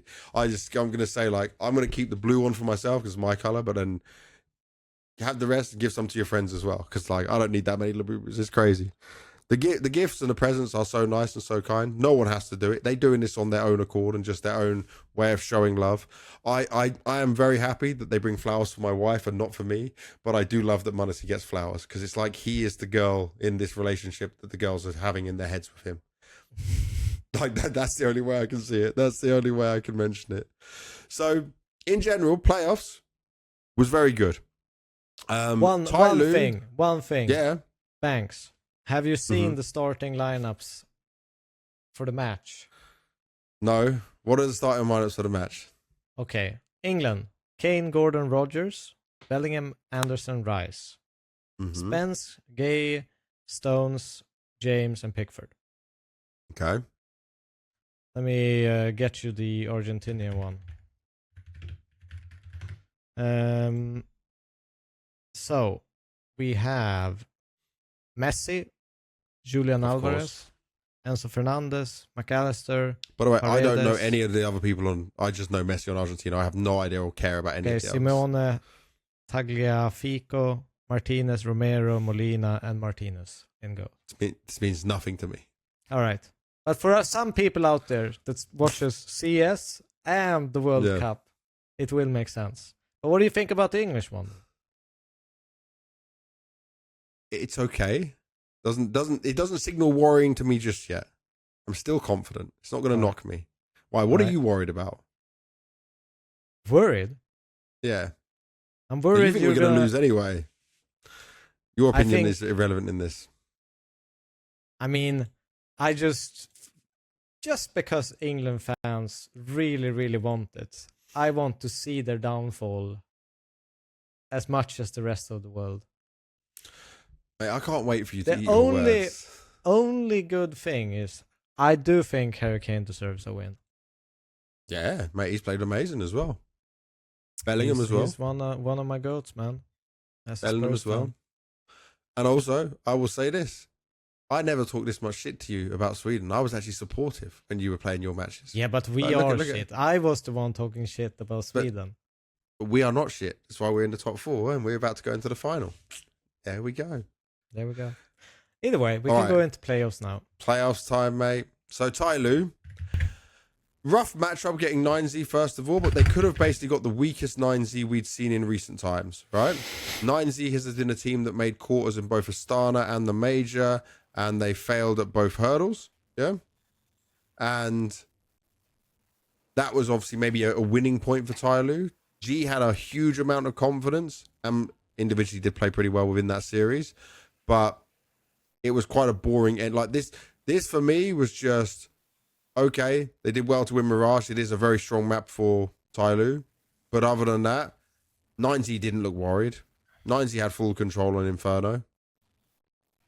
This was, I think if they had maybe another option of a team they would have been able to take for this, like if 9Z had qualified also 3-0, TYLOO probably would have made it through, depending on who they would have faced. So but it's who just in sad the playoff TYLOO couldn't go further.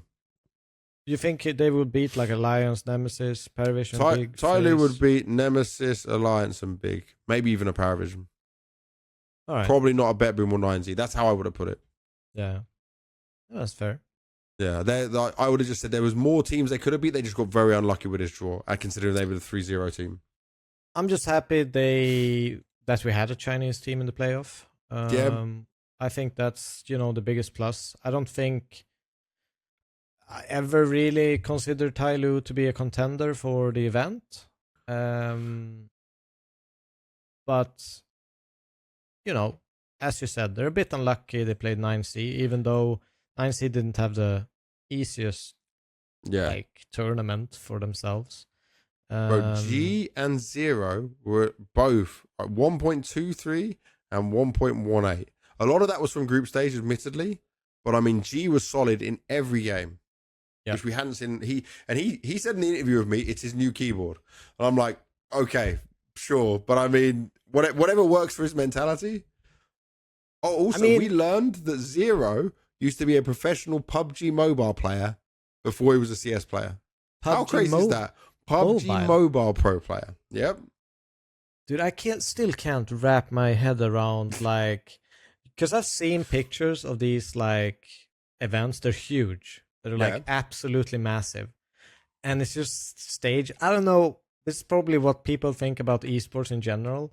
It's just they're sitting on their phones and doing this. It seems ridiculous to me. While I also understand that us sitting and just doing this on CS with our mouse and keyboard looks ridiculous to other people. But we are boomers now. We are boomers now. We are the boomers now. That's what you're showing. Change basically. is bad. Old man yells at cloud. I don't understand the thing. I don't knock it, but I just think it's impressive. He went from being a PUBG mobile pro to CS. That's crazy. Pretty different. It's like being a controller pro. Yeah. Not even close. Yeah. Not even close. But for TYLOO, it's a good run. It's a sad end to what could have been a nice story for them, and they desperately need some points as well, right, to try and jump back up in. This was a very important event for them. They're currently 20th in the Valve rankings, so that's not bad, but it's not where they need to be getting all the invites for what. Yeah, but it's obviously so much is going to change after Bounty, for example, you know? Yeah, but we have to remember that they were almost in a complete ranking reset at one point during this year. That was after the Fissure stuff, right? So they did well at Fissure, and they dropped down. 108th in VRS. And that was, this is in March, by the way. Bruh. And now they're in July. 100, you're right, 108. Gee, I didn't know. I knew it was like maybe 60 or 70. I didn't know it was 108. Yeah. I'm just saying. 108 when Zero joined. It's a really big jump. Yeah. And no matter what, that's impressive. It doesn't matter if you know, if we would talk about like BC Game, for example, it would still be impressive. Yep. So, you know, they're on the right path. They're doing the right things. They're getting up there. And what is their peak actually with 14 with TYLOO? 14th. So they're close to their peak after 3-4 months. I think Zero's good. Zero is definitely one incredible. to look out for the future for him, and it's positive. Yeah. I'm happy with what we're seeing. Next is Nemesis. A surprise. Definitely a surprise. This was a big opportunity for them. Yeah. If people look at this team, we know Result from previous teams. Celta is the one leading them. Texi, by the way, I thought he was going to be the best player on the team because I'd heard good things about him from other CIS people. Then I don't know how you say it, Sadame. He's the one who ends up being top 5 rated player of the whole tournament. They went out in a pretty fair fashion, I think. Losing to Alliance is no... Like, this is... By the way, this was the most even matchup to have as a quarters game.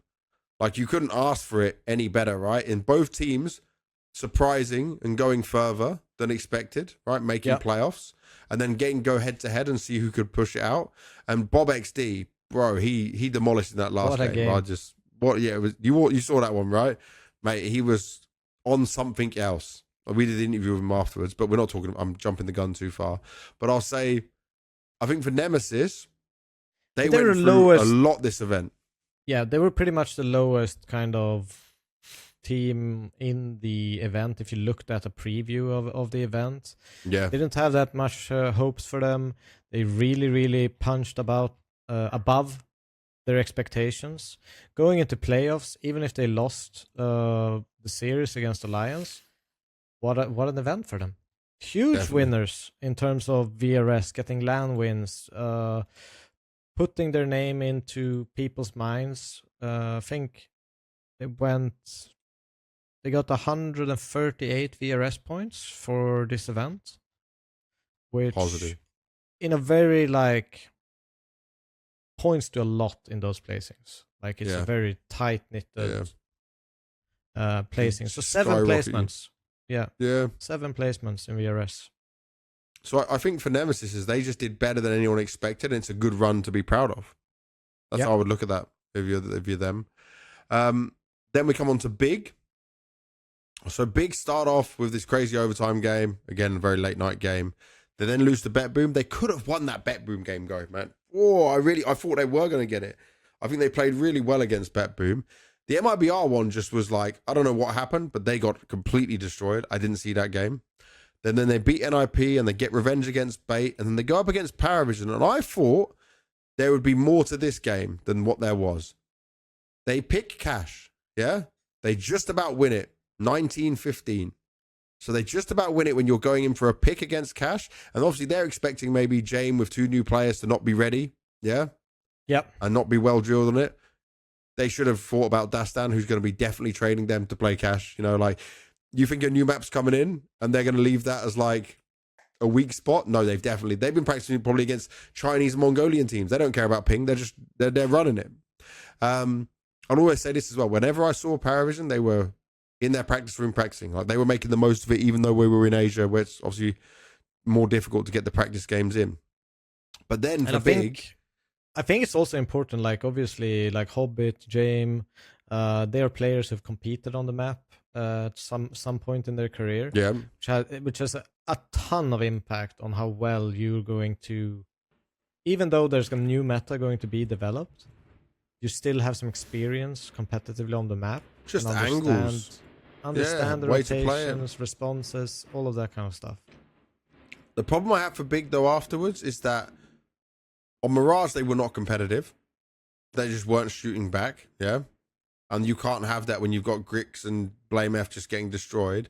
And then on Ancient, there was a small chance, I would say, but it just fell flat for me. Like, I expected more. I expected a closer game than what we got. Even though we got 3 maps, this is now a big clan that we've started to look at a bit more. We've seen at the major. We've seen them flowing a bit better together. Making playoffs was great here. But I feel like losing to a PARIVISION who just changed 2 players is kind of, you know?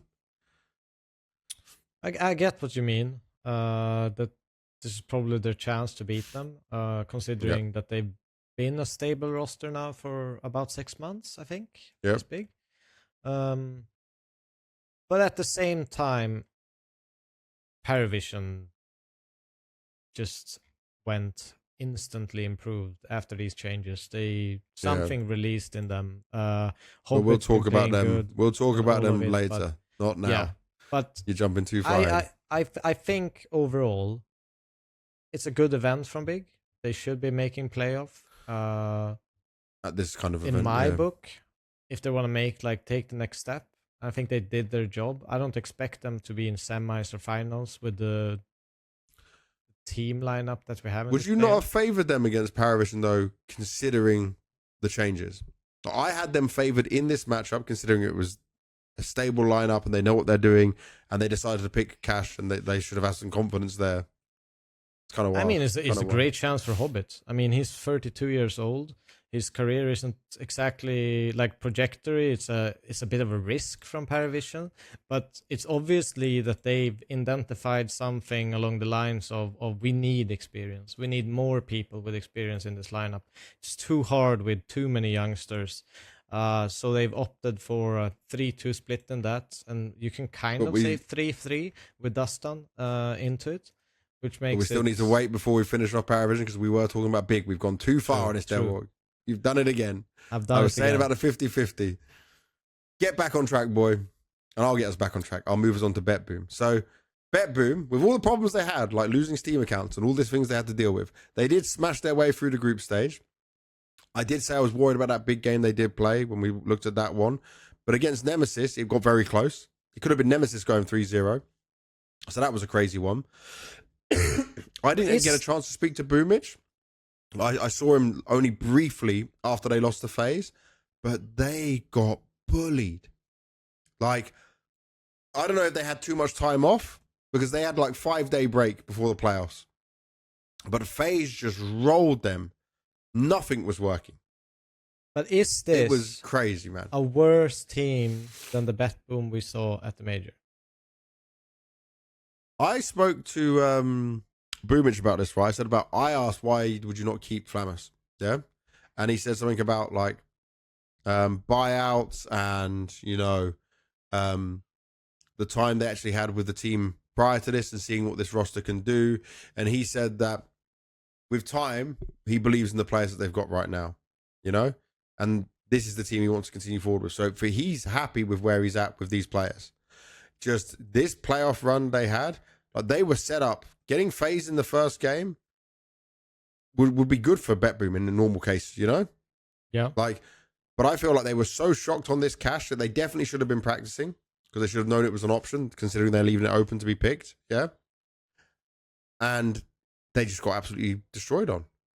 They didn't stand the chance. They didn't bounce back in map 2. That was the biggest shock.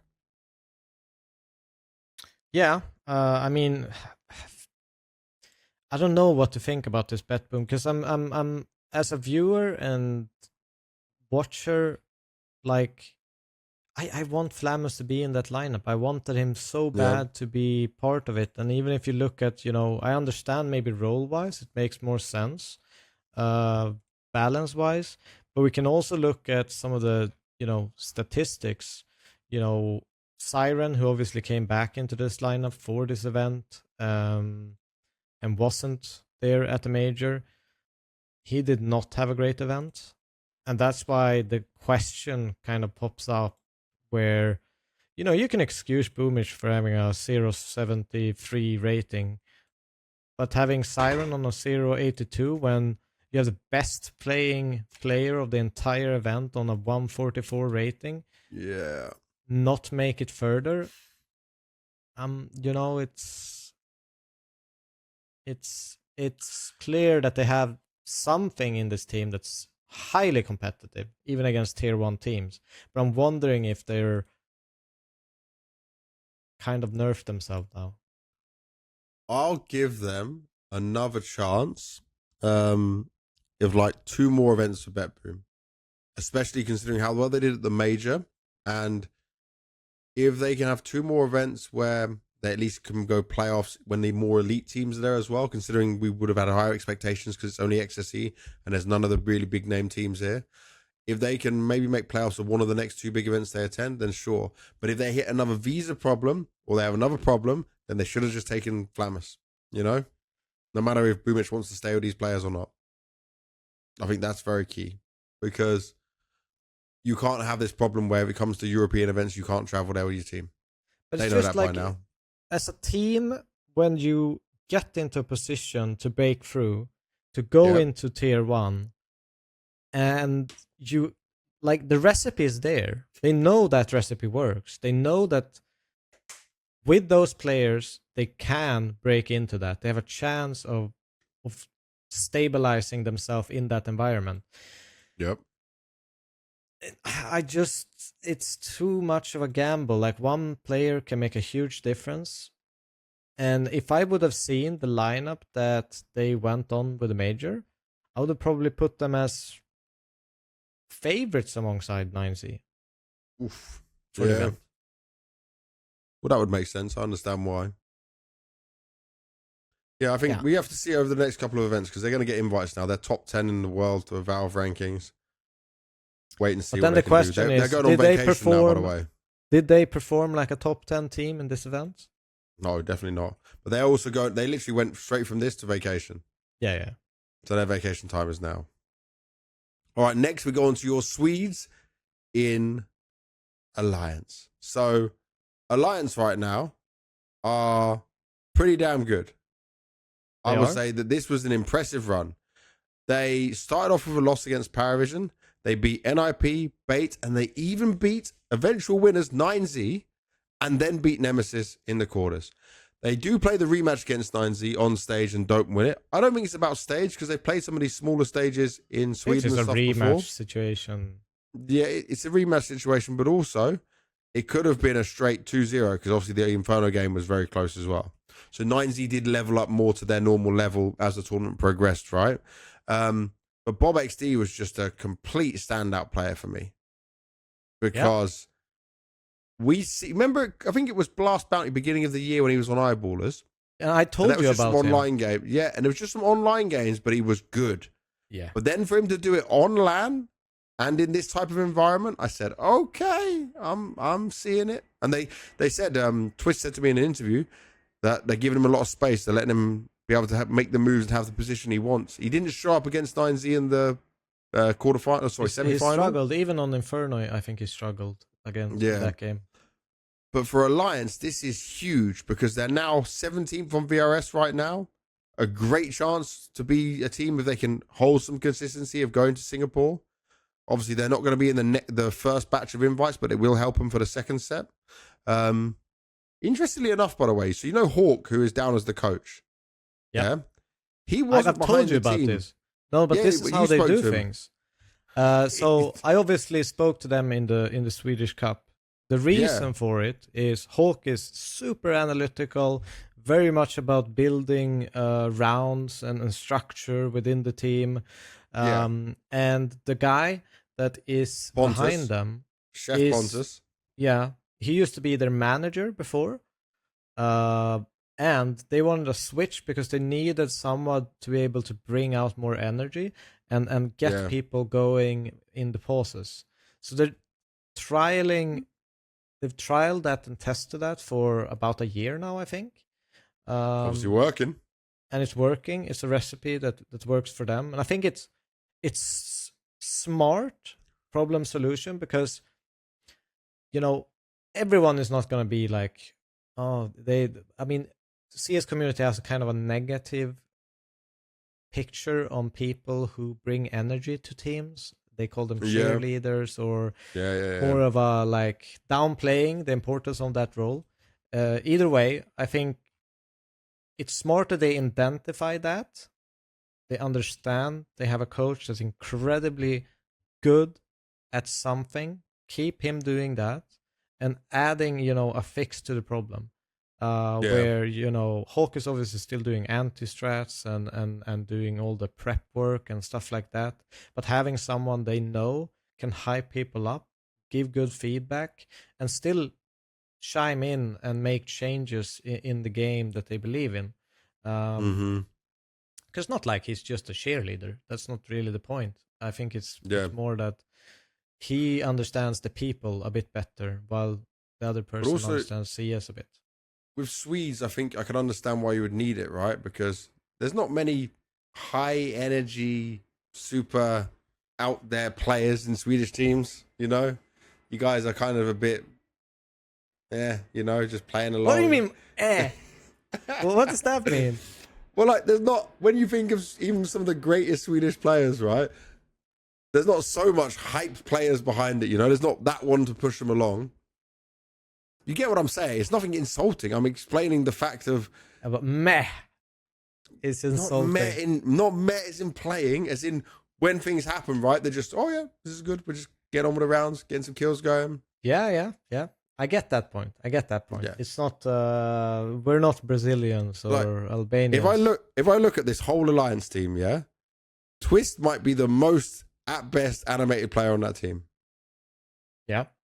And everyone else is on the meh side of things. But they're very good players. They're just not going to be hyping up the rest of the team and breathing life into it. So I can go with what you're saying, this whole coach situation from. It's very unique.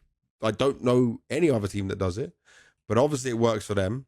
And I know the guy because back when I was doing the general managing for the Alliance Valorant team, I was staying at the house. Right? They got a whole facility in Sweden. Lovely place, great setup. We were boot camping there, and he's been involved in Alliance across multiple teams, across Apex Legends as well, where they had a lot of success. So he knows ball, he knows games. And also Loader was there. Loader, obviously a TI winner, super experienced, great China mental boost for the team. Yep.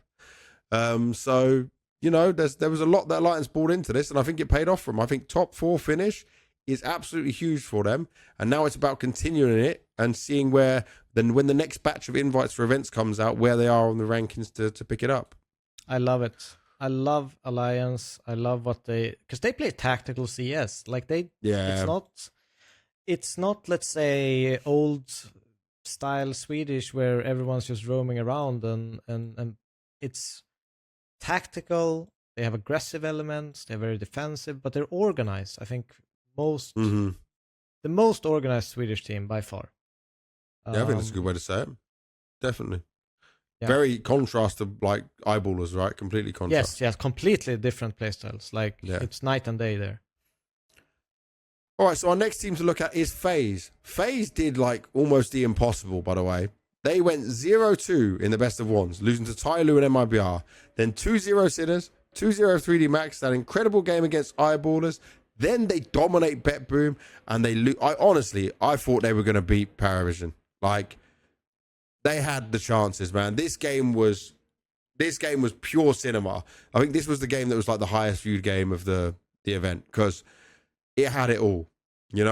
Cash started off for FaZe 13-9. They looked very strong on it, considering they PARIVISION did play it against Big. Yep. They knew it was going to come in, but FaZe are straight picking it against them. Then both Dust 2 and Ancient 1917. And guess what? It's Jame again in overtime. They're back on overtime wins. Yeah, they're back to their old tricks again, even with Slaxajez and Hobbit coming into it. I will say, Jaboan, I'm so positive about this guy. I think he's so good. But it was a tough game for him because he does make a lot of risky plays. PARIVISION is the exact team you would expect to punish a player like him, in every way. because they will wait it out. You want to make that play? Peek me again. Go for this again. You know, take that move against me. I don't want Jabon's confidence to be knocked by this at all. I saw him after they were eliminated, and he even messaged me on Twitter afterwards, like, I'm sorry, I'm just sad. And I said, don't be sad about anything. This is your first outing. It was a very impressive showing. You've come from an academy team onto FaZe. By the way, FaZe, million times popular. Other than Kyosuke and Munacy, FaZe is the most popular team.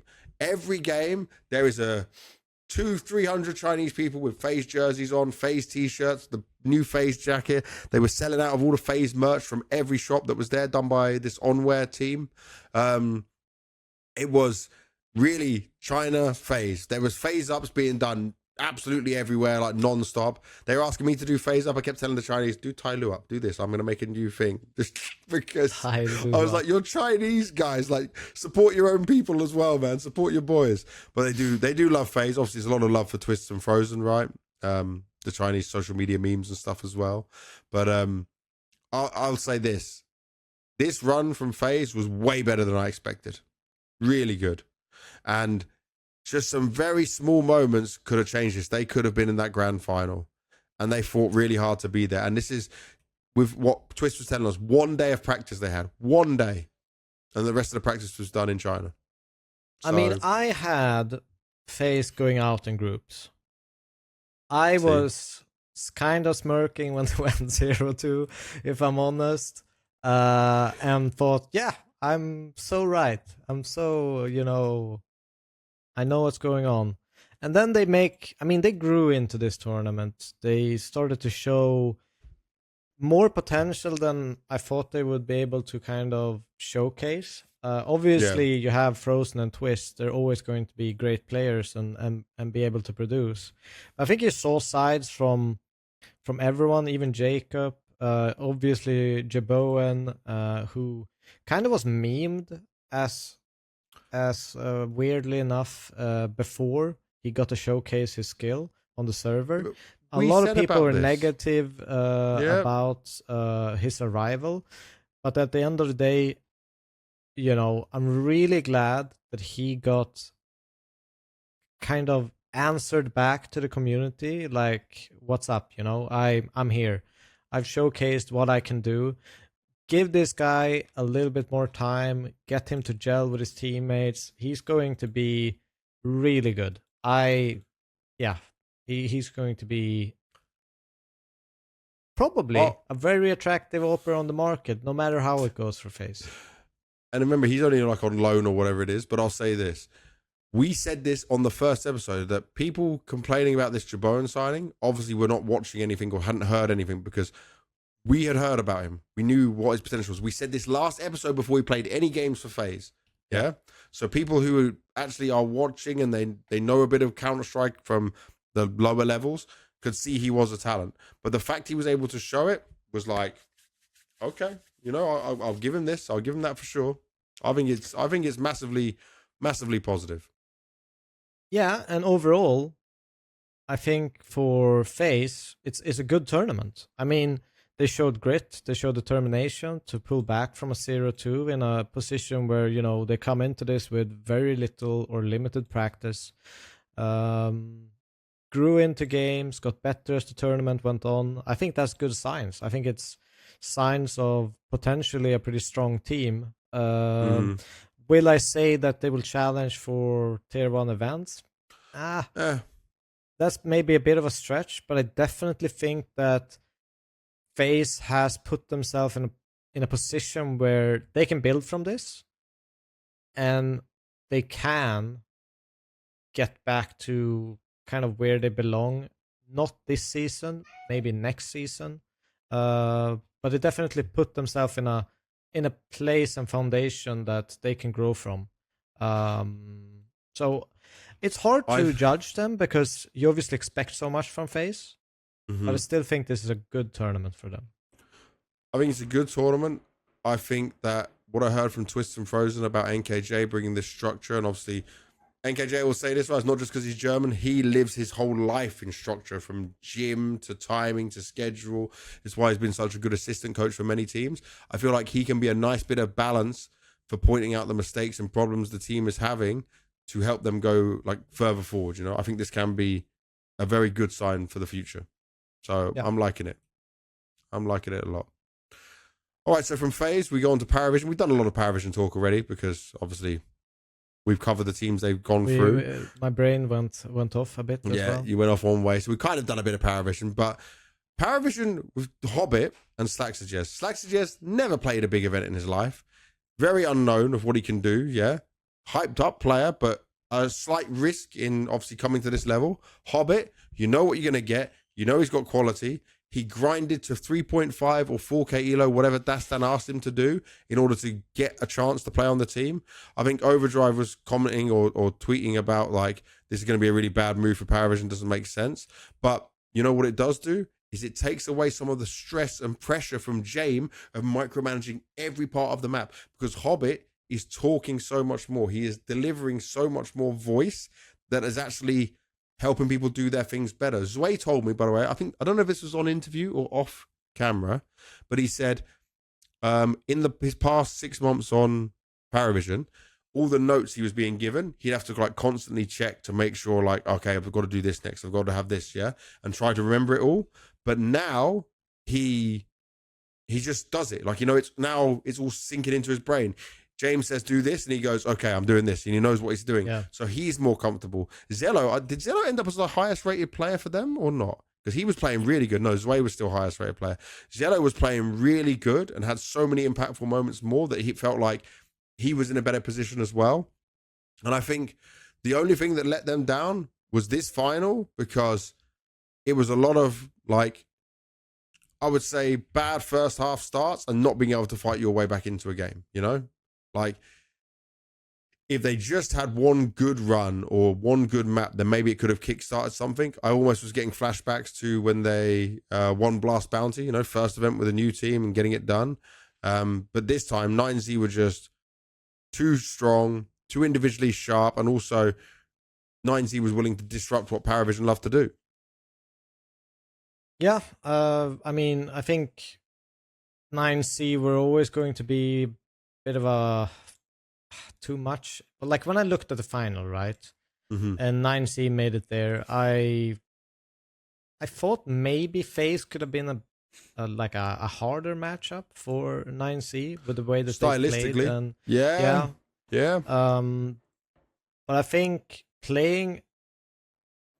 I'll say it like this, okay? Playing PARIVISION style in a best of 5, that's tough. Like, even as a player in PARIVISION, it's tough to play that style, not had everything ironed out, because it is a play style that needs to have things ironed out. It's a play style where people need to understand the exact timing of when your coach and IGL wants you to peak, to make moves, to not make moves. It's very in that sense.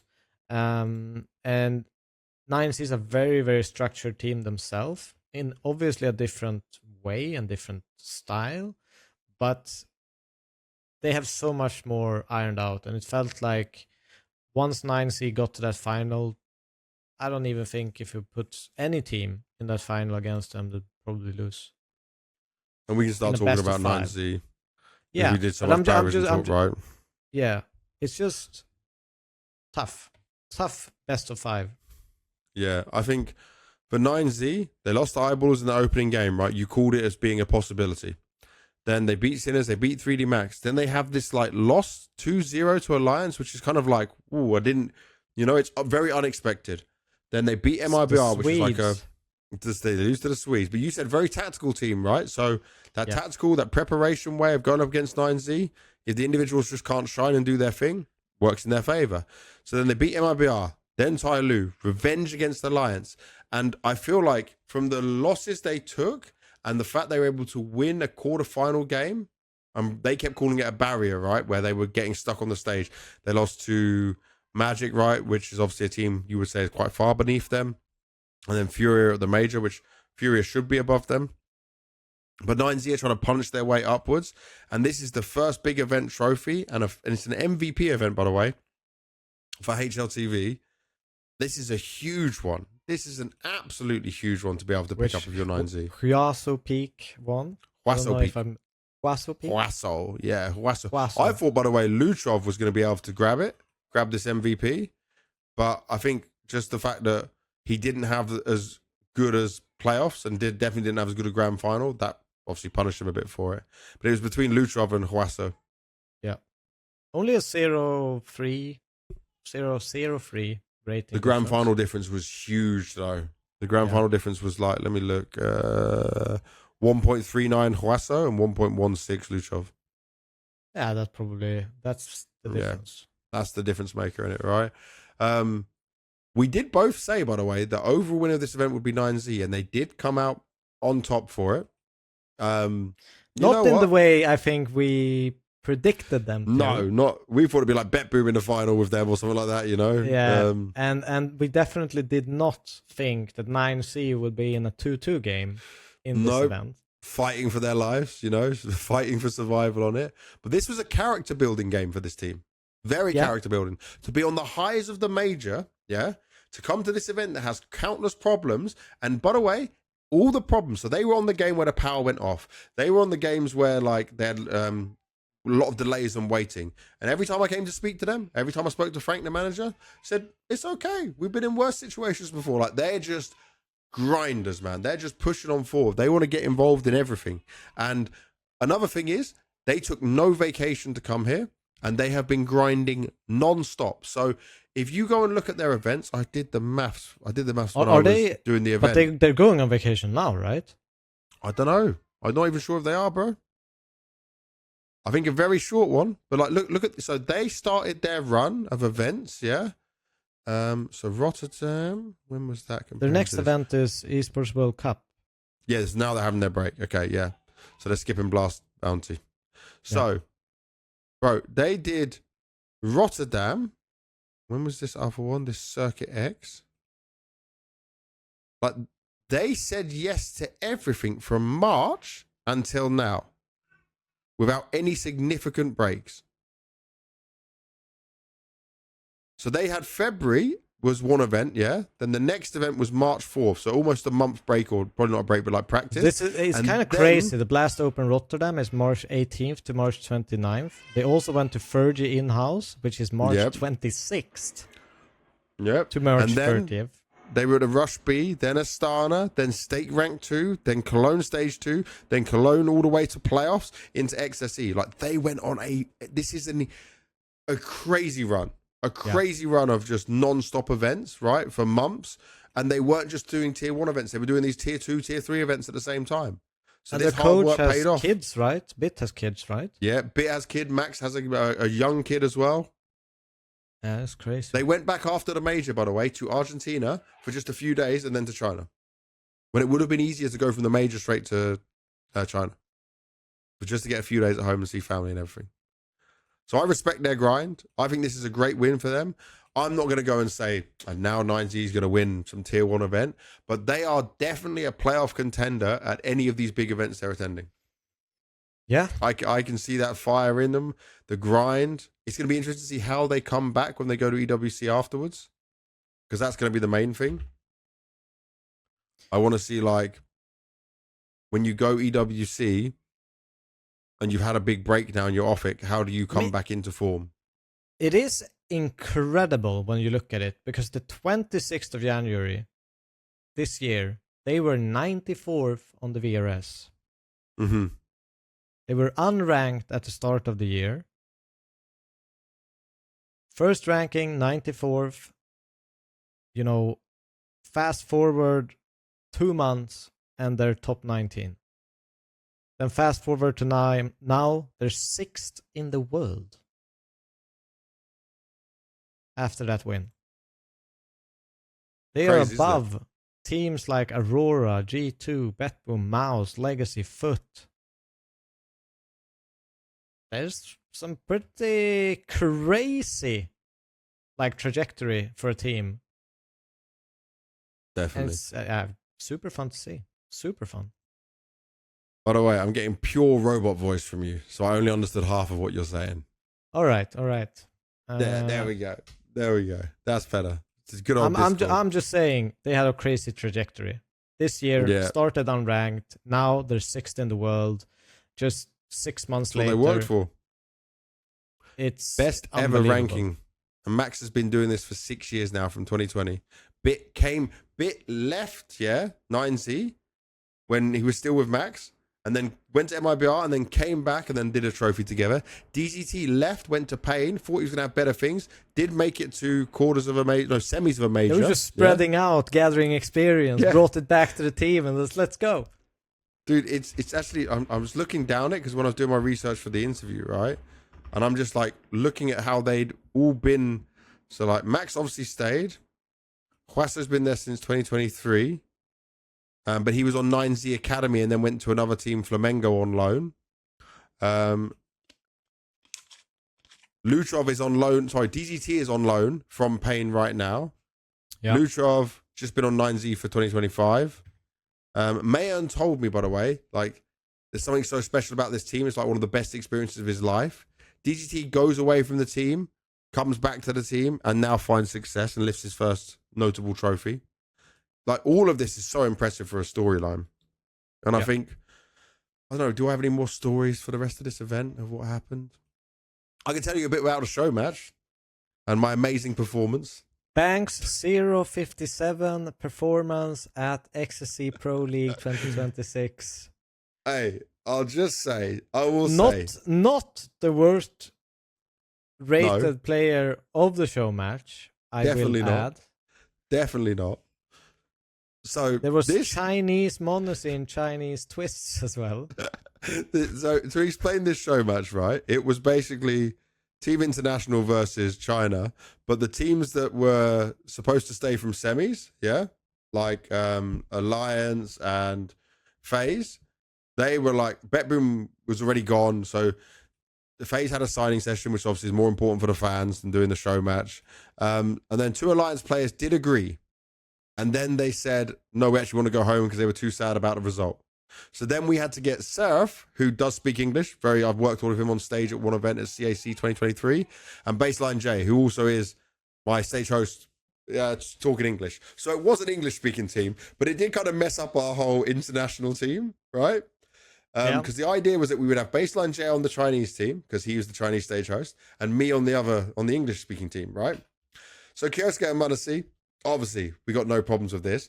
I will just say, I think I set up one of the better show matches, despite my rating, because I made sure that it was taken seriously as a show match, like to have fun.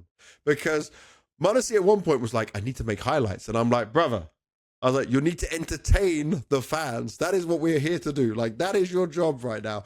I was like, pull some no scopes, do some dodgy smoke shots, do some craziness. Kyosuke was like having a Zeus in his hands almost like 90% of the time. And just to tell you, on the other side of the Chinese team, every single one of them was playing full serious.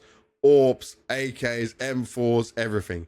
Like, it was us taking on a full team trying to play at their best. Chinese Twist and Chinese Munacy, they are just streamers. I'm not saying they're good CS players, right? They are there to be like the meme streamers pretending to be Twist. Is that their name? That can't be possibly be that. That's lit. Well, no, they just streamers. Like, there's also a Chinese Magics.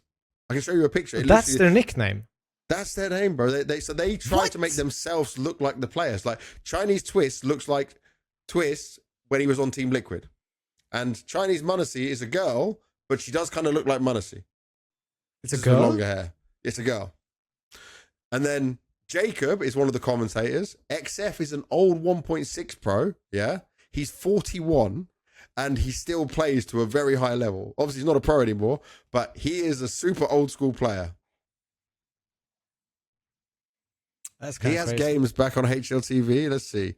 His last game. Oh, so he's playing for Steel Helmet, so he's still playing then. But like, his last real games was 2021. But he was playing way back, mate. He's got games here playing Frag Executioners and MYM and Fnatic and We Made Fox. He was at eStar Seoul 2010. On TYLOO, it was XF, Alex, TB, Carl, and Good Rifle. So this, by the way, this guy, Good Rifle, 41, what a nickname. What a great name. And he plays the AWP, I bet. No. But this XF guy is 41 and he looks so young, bro. I'm looking at him and I'm like, there's no way you're 41. Like, he was super happy to play the show match, right? they're all giving it their all. Ninja Jam does tons of content, really funny guy, good English as well, actually. So we go into this show match, and I'm saying to the guys, like, we got to have fun. I've equipped the revolver, the Negev, I'm doing everything. And then those should always be equipped. Yeah, you know, so I've got all crazy guns, messed up my loadout. I've got the auto sniper.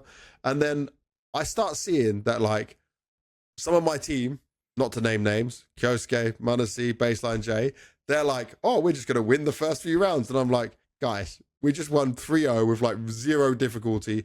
I got a 4K with a Negev. I was like, I need you to not win rounds. Like, we can't be one of, because my worst thing is, right, when I've watched show matches and they're always there at events, I don't want a show match which ends up being just basically a game of face it, but one team's far better than the other. You know, it's there to entertain. Yeah. So I'm telling people, like, throw crazy flash, throw the smoke, pop through this, do like whatever else we could.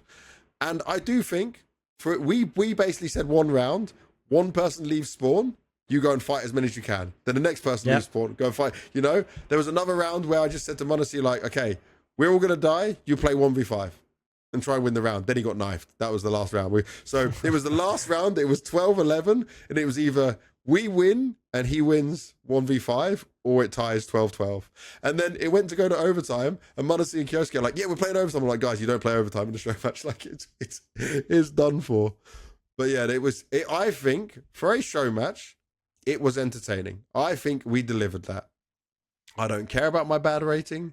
I had a Zeus, I had a knife. I followed one kid for like 20 seconds with a knife just to get killed by that XF guy in seconds of like saving his teammate. Because the crowd, by the way, when the crowd give it away, it's the worst thing ever. I knew the camera was on me because the whole crowd was like, whoa, because I knew I was going to get the knife. And then literally this XF guy swings out and he's like, no, you don't. It just insta kills me. But I think the fans were very happy. Everyone was loving it. They made clips of my Negev highlight and then posted my rating at the end of the whole tournament to meme me. So thank you, Chinese community. That was good fun. And I think Munacy did have some of these highlights he wanted, you know, to show off.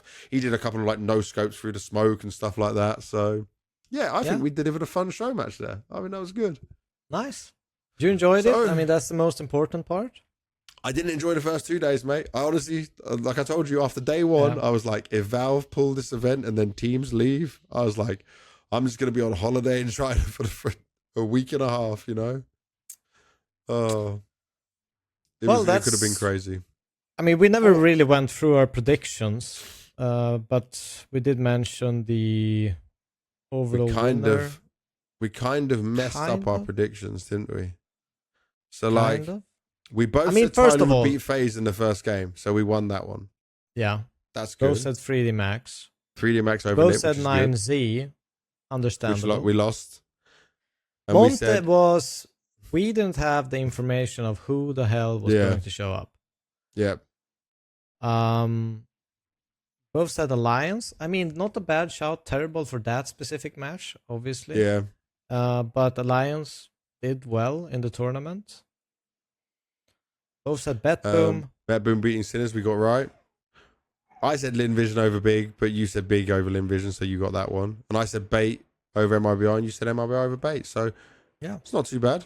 We both got 4 wrong on the opening matchups, all best of 1. And then I only got 5 out of 8 teams going through, yeah? And you got 6 out of 8. Yeah. But we both picked 9Z to win, and we were correct. So that's pretty good. Yes, it's pretty good. It's pretty good. So that's the end of XSE. Think about it what you want. I think terrible start to the group stage. Completely saved by the playoffs and improvements shown throughout. It isn't as bad as the comments online. Some of them are 100% not true, which I spoke about, which are just lies. And some are true and they got dealt with. But obviously at a tier 1 event, which this was classed by Valve, they shouldn't be happening. So it is unacceptable. And they learned a lot of lessons from it. But I will say this, all the people I worked with, all the people I was speaking to, they were listening to teams, they were talking to managers, they were talking to players, they were talking to us, and they were making changes every single time. So that is a positive step. It wasn't another Gamers Paradise, and I'll say this: I definitely hope I'm going to be paid. I'm pretty sure the team's going to be paid as well. I have because some people were tweeting at me, by the way, on Twitter, like, you're not getting paid, like, you're just like, teams are not getting paid, the money's not going to happen. No, I'm pretty confident that it will all still happen, because it's got good backing. I met with the stakeholders and stuff, and I think everyone saw that from, if you were there, like the teams, not just me, the teams and players, they would understand it. I think it was all in the right direction at the end of it. And if they do another tier 1 event, they've got a lot to learn from this, but they'll definitely know what to do for the future. That's what they can hold on. So where are we going next, Devilwalk? Rostermania stuff. Rostermania time. So we're going all the way back to the 30th of June. Yeah. I mean, but we're probably, it's not going to be completely in line everything, right? Or is it in date? Oh yeah, we're doing it by team. Okay. Yeah. I see. I didn't put this part of the document together, but this makes sense. So here we go. Ooh, we got all of this. All of this stuff goes down. So let's start them with a free agent. Just wanted to notify on here. SDY, now a free agent, was obviously with Ents previously. Who did he last play with? He was standing in for one team, right? Yeah, he was. Passion UA. Passion UA. That was in Atlanta. So we obviously know that Passion UA's team is kind of dead. There's only JT right now, and he's supposed to be going to Liquid. So SDY is just completely looking for a new team right now. Definitely a capable player, but whether he's going to be IGL or whatever it's going to be, that's to be seen. That's to be noted. So we'll see what he can do. After that, we got Legacy. Oh, sorry. Yeah, you may want to say something on SDY. I didn't know. I mean, I'll just concur. I think he's definitely. I think the route for him is IGL. I think you're not gonna get like too much stock in him being just a player on the roster. I think his experience is what you're after if you're after SDY. Yeah. So hopefully he finds a project and bounces back. Definitely. For Legacy, there's a hell of a lot of shuffles, right? So, Lux, they said farewell. We know why. He obviously goes to Luminosity. And at first, it says they would target Thomasin. Yeah? Yeah. But then they get Nissim to return to active lineup. So Legacy was obviously trying to make some moves, and fair play to them. They want to try and make some moves, but it's not easy, as we know, within Brazil, right? But I also read something about this Nissim benching, that he benched himself. It wasn't something that the team wanted. They didn't want to cut him or do anything then he came back with his spot. He was just devastated after the major. Mm-hmm. And basically just said, no, I'm done with this kind of stuff. And then fast forward a couple of weeks, said, nah, I regret that decision and I would like to return. And they welcomed him back to the active lineup. So that's good. It ended well. Okay, so that's a safe way to go around it. The big one, though, is obviously getting yourself a good, stable AWPer. Well, Try is certainly one of them. Try is explosive. We knew he was even a prospect for international teams. Being able to get your hands on Try is huge. I think this is a win for them. The only thing, I think, if I look at this from like coach perspective, it's obviously an upgrade in firepower. There's no doubt about that. The thing that could be problematic for them as a team would be that you have maybe too many cooks in the kitchen. You have too many people taking initiative, that it becomes unbalanced as you play, that you have too many gaps, you are dying too often early in the rounds, you are putting yourself in an unfavorable position this way. Whilst, previously you had Sadzin and Nissim as being more of the defensive players, and they were overarching aggressive even then. But now you're adding another flary player, aggressive player, likes to take initiative as an AWPer, which I wonder who is going to have to step back. Is it Art taking a step back to, like, You know what I mean? What I'm thinking with here. So you're saying now they're in a situation, if they play like they were playing, 4 players are just hyper aggressive. It's too many to give the space to do whatever you want. Someone needs to take a step back and be able to control the map a little bit to give the others the opportunity. And I mean, Dumao been great with entry. Lato, I don't think you remove his freedom being the best player in the team. So I'm just wondering who is going to. Art is obviously, he likes being aggressive. That's his forte. That's his known for. So I'm wondering who is going to take that step back. Who is going to relinquish some of the space and for someone like Try. And I'm not going to change Lato and Dumao. You're going to leave them doing what they do best, you know? So, yeah, Art maybe has to do it himself. But I do think this is a big win signing for Legacy on paper. It is. Like, I really like him. I really like him. So, MIBR is the next team to look at, staying within the South America region. NQZ is confirmed to be joining them. Obviously, he went on a break from pain. They said it was mental, you know, and that he needs some time off. Now, I like this because NQZ has the experience that Klim didn't and won't fall off in some of the higher pressure games. But obviously we knew Klim wasn't going to be going through because G2 was just offering him up to everyone and no one seems to be biting on him. I will have to just keep saying this. I do wonder if his like past mistake of how he conducted himself online and professionally is going to bite him in the end of probably it's definitely a consideration for organizations, because he is skilled, but I still see him drop off in important games, and then he has this. Yeah, that's a problem. It's a tough one. I don't know where he will end up. I don't know if he's going anywhere for this season. I've heard nothing about anyone picking him up right now. You think of all the teams that were looking at Orpus or changing Orpus, there's not a name that's even popped up. Yeah. It's unfortunate. He might have to sit out. Could be sad for him. Well, he might have to just go back to G2's Ares again, you know? Unless someone wants to loan him. After that, we got 100 Thieves. So they bench Agile. We expected this, right? Because we said about the other 2 players on 100 Thieves. You don't change that. It just makes no sense to change them. So Agile's the one that has to take the L. Rain is then going to relinquish his rights as IGL, and Gizby comes in to take over. You know, on this whole Luminosity and 100 Thieves situation, I think 100 Thieves actually end up being the winners here. You have Device, Rain, Gizmy, Syrah, and Poi. Like, you have an incredibly lucrative young team in terms of the IGL, which is always going to be in demand. He's in a similar position almost to what Shui was in the past, where probably the highest stocks out of any up-and-coming IGL at the moment. Joining this 100 Thieves, some great individuals to work with, some great experience, gets to have Glaive as a coach, the amount that he can develop as just he can help him so much. Individual. That's crazy. I keep forgetting about Glaive, by the way. Yeah, I he's completely forget.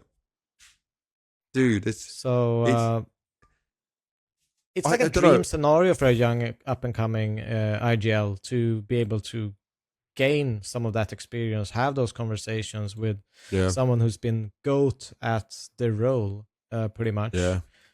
I mean, many of them have, but three of the people you can go to are some of the most experienced and people with the most trophies in their back catalogue. Like, it's crazy for Gizmy. So yeah, and I'm sure, by the way, from like what the Monty players are earning for all of them, Luminosity is a bump up, and for Gizmy, 100 Thieves is definitely a bump up. Like, I think there'll be some good deals. Might actually make 100 Thieves pretty competitive, because if I look at Monty, the old Monty, I think they have better players now than Gizmy has better players, get better setup around him. I think we could see 100 Thieves. This could be their season if things turn out good. This was the major they were aiming for as well, right? Singapore was the one. And they obviously got Messioso helping with all the backroom stuff of what events to go to and how to make it. So let's see. Let's watch how it goes down. So from 100 Thieves, this is a big one. The next one's Aurora. And we kind of spoke about all the things that could happen. We knew about the Ash signing, right? But first one is they bid farewell to Fabra. Yeah. Coach Fabra wants to take a step back. Dude, I read this so long ago now that I can't remember all of what it was. Damn it. Here we go. He says, I can't watch. He was explaining the situation basically. Yeah. At least he did a whole 3-minute 47 video. But he informed the team that he wished to step away from the active roster and transition to an inactive role. So for him, he was done with it. Now, the Major also steps down in a similar fashion. Yeah? This one I didn't expect, but it makes sense when I read his thing, because he said about it with his family, yeah? With his kids and spending time with them. So all of this information made sense. And he also put Turkish Counter-Strike to the highest point it has ever been. And he's done everything to make that possible. This is something where, look, this key word, I need time for myself and for my family. He's worked hard enough. He's done enough of it. He's built that up. He's earned a ton of money doing this for him. Yeah. This is all stuff that can be seen as he's done the best he can for Turkish Counter-Strike. Yeah. I mean, nothing but respect. I mean, we had a special episode with him prior to the major. He's incredible individual to speak to. I mean, what can you say that kind of hasn't really been already said about him as a person, individual, as a competitor? Been through it all. Even, this is his third game competing at a very, very high level. And a massive respect for the guy. Massive. 100%. But also opens the other one, a new chapter. Well, also they benched Soulfly, right? And we weren't sure about this. We said about potentially keeping him. When you see the next two signings, it makes sense. I'll just say this on Soulfly. I feel like he can land on his feet on another team because this guy is very skilled and can do whatever you want. Obviously, we know the way Magic wanted to use him, but with the direction that Ash wants to go and the fact they picked up Kixan, maybe you don't need a player like Soulfly. And so I also think it doesn't make sense from a coaching perspective to go one international move. You have to internationalize the whole lineup, and at least, they're keeping a core, but they need at least two. Otherwise, why are you even going international if you're not going to switch things up? And so they sign Ash, which is obviously big brain pickup for the coaching role. Ash did a video on his YouTube channel as well. And then Yimfat gets signed the same day. Finally, Yimfat gets a chance after being on the bench with MOUZ for a little bit of time. Yimfat's heights, and if he's used correctly and he feels comfortable, is so good. Fantastic player in his role. Someone you can rely on as well. And I think a good personality to have in a team. And then they get in-game leader Kixan. Now, it was funny because I was messaging Kixan just a bit before XSE, and he was like, oh, yeah, I'm on some vacation time early, but I'm coming back. And I was like, oh, okay, then I knew something was happening. So for me, Kixan with these players and with Ash as his coach, he can cook. Like, this can be the right build for him. Yep. Interesting to see what he's going to be able to try and get out of Zontaras, and also how Zontaras is with switching once again back to English. I feel like Woxic and Racadia I'm not too worried about. But Zontaras I'm always worried about with these things because change is not something that he does. He's not a man that likes change. No, and I mean, I'm also wondering how long will Zontaras be in this lineup? Because, I mean, okay, I see it like this. I see it at least 6 months or like till the end of the year. Yeah. For Zontaras, but this also feels like a rebuild of. It's going to happen more things in this lineup. I don't think this is the end of it. I just don't think it is now. I think it is. Well, they can't anyway, right? You need to keep 3 players. Yes. So essentially, next transfer window, I wouldn't be surprised if there's at least another change. Yeah. Next is an interesting one though. Focus, which has ZTR there. And his situation is ZTR explores options as lone near ends. Surely they want to just keep ZTR longer, right? Who's he on loan from? GamerLegion, no? Oh, yeah. Jeez, I even forget about those times. Hopefully they keep him a bit longer, right? Because I feel like Focus was a good option. It was a good project to work with. Cuban as coach. They just signed Poddy as well. They're 48th in the world rankings. They're definitely, I mean, they lost Jorko to Liquid, which was one of their better performers, but he definitely made his mark in that team. But I do like Focus as a project, as a team. It's clear they have a plan and they have a system that they work around with Cuban. We'll see how well it goes, because now it's kind of a little bit of a reshuffle with it, but still an interesting team to maybe be able to punch through into the next step in the top. I'm not going to put them. I'm not going to put them like going to Singapore or anything like that, but I'm going to say they got a chance of grinding their way through and trying to get some more experience as a team. The next one's huge. The next one, bro. Yeah, mzinho still hasn't messaged me back, by the way. And I talked to him a lot on Instagram. He's on boot camp right now. This was what the... So let's start with the first one. Magisk is back with s1mple after that short bit of time on the Falcons.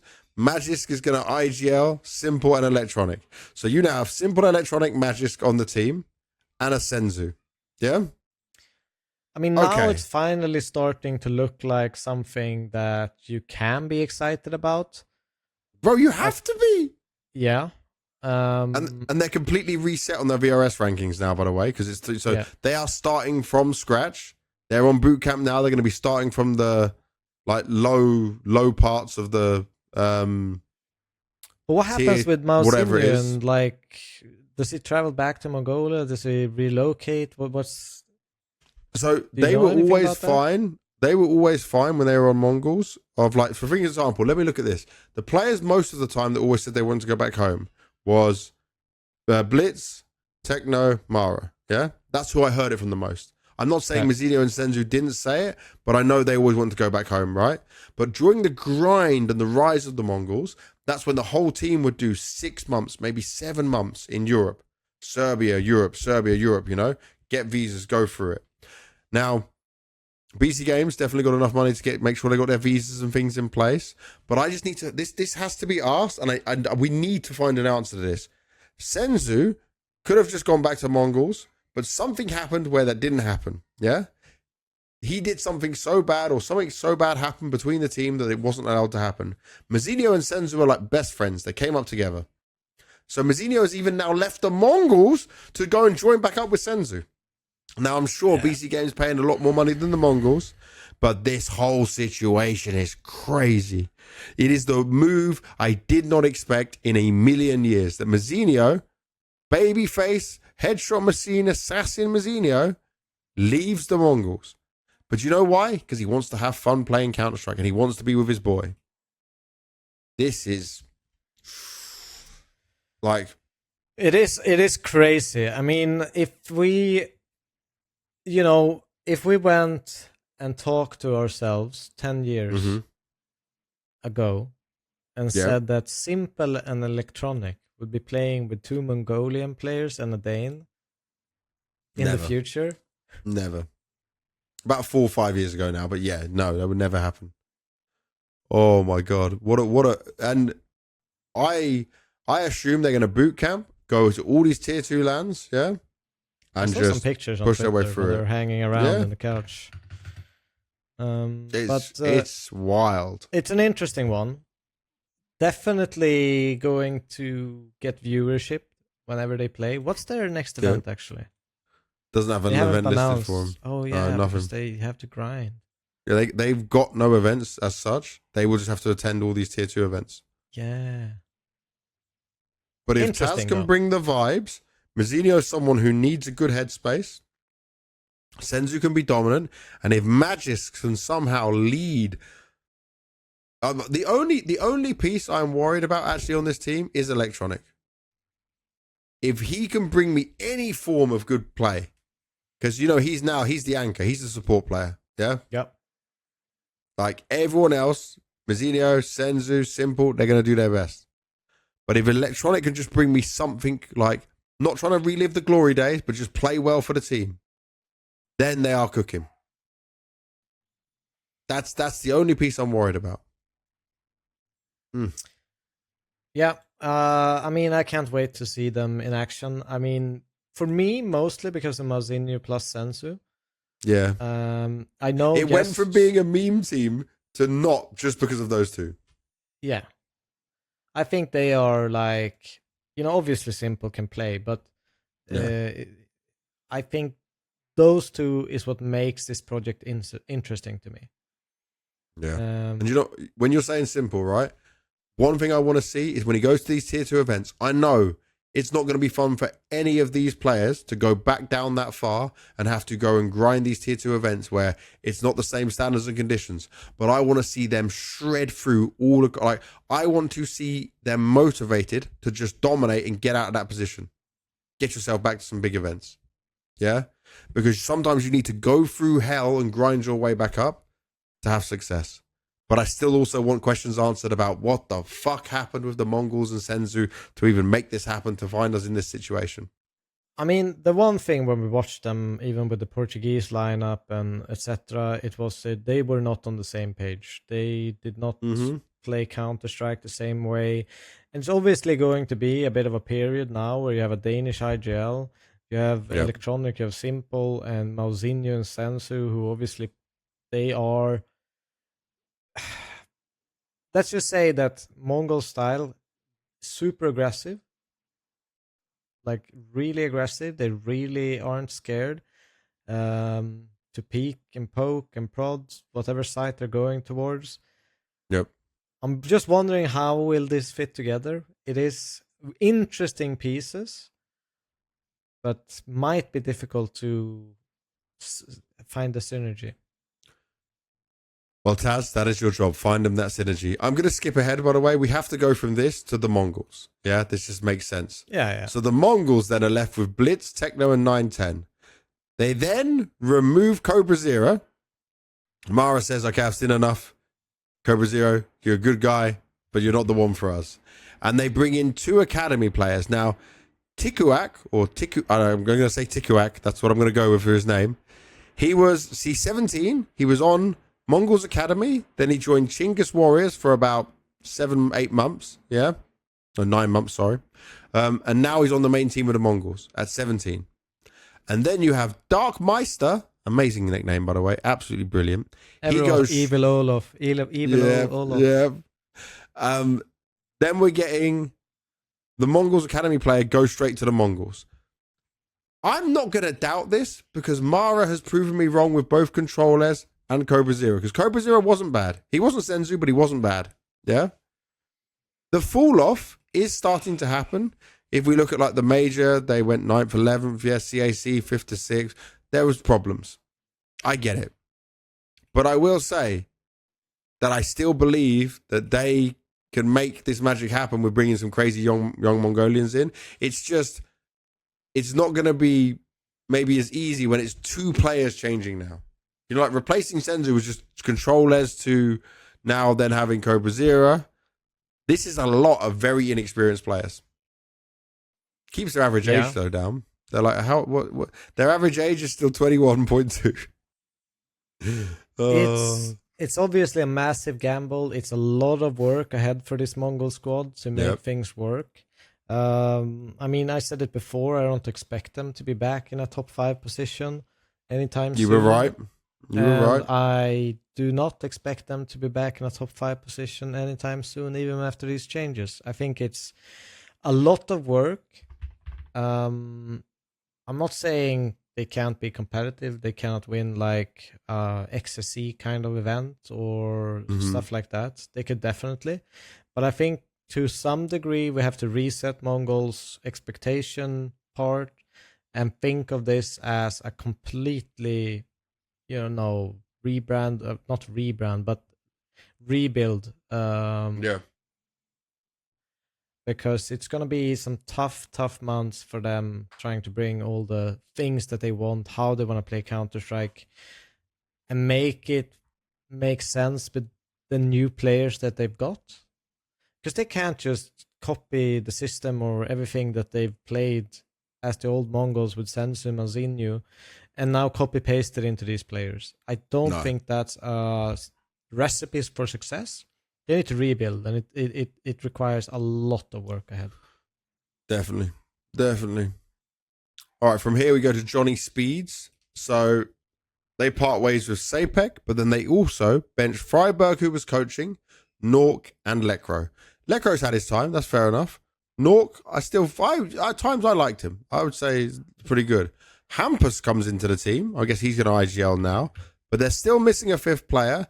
Do you know what happened with the Freiberg thing? Because I know we thought that was going to be pretty good. Like him having a chance of coaching.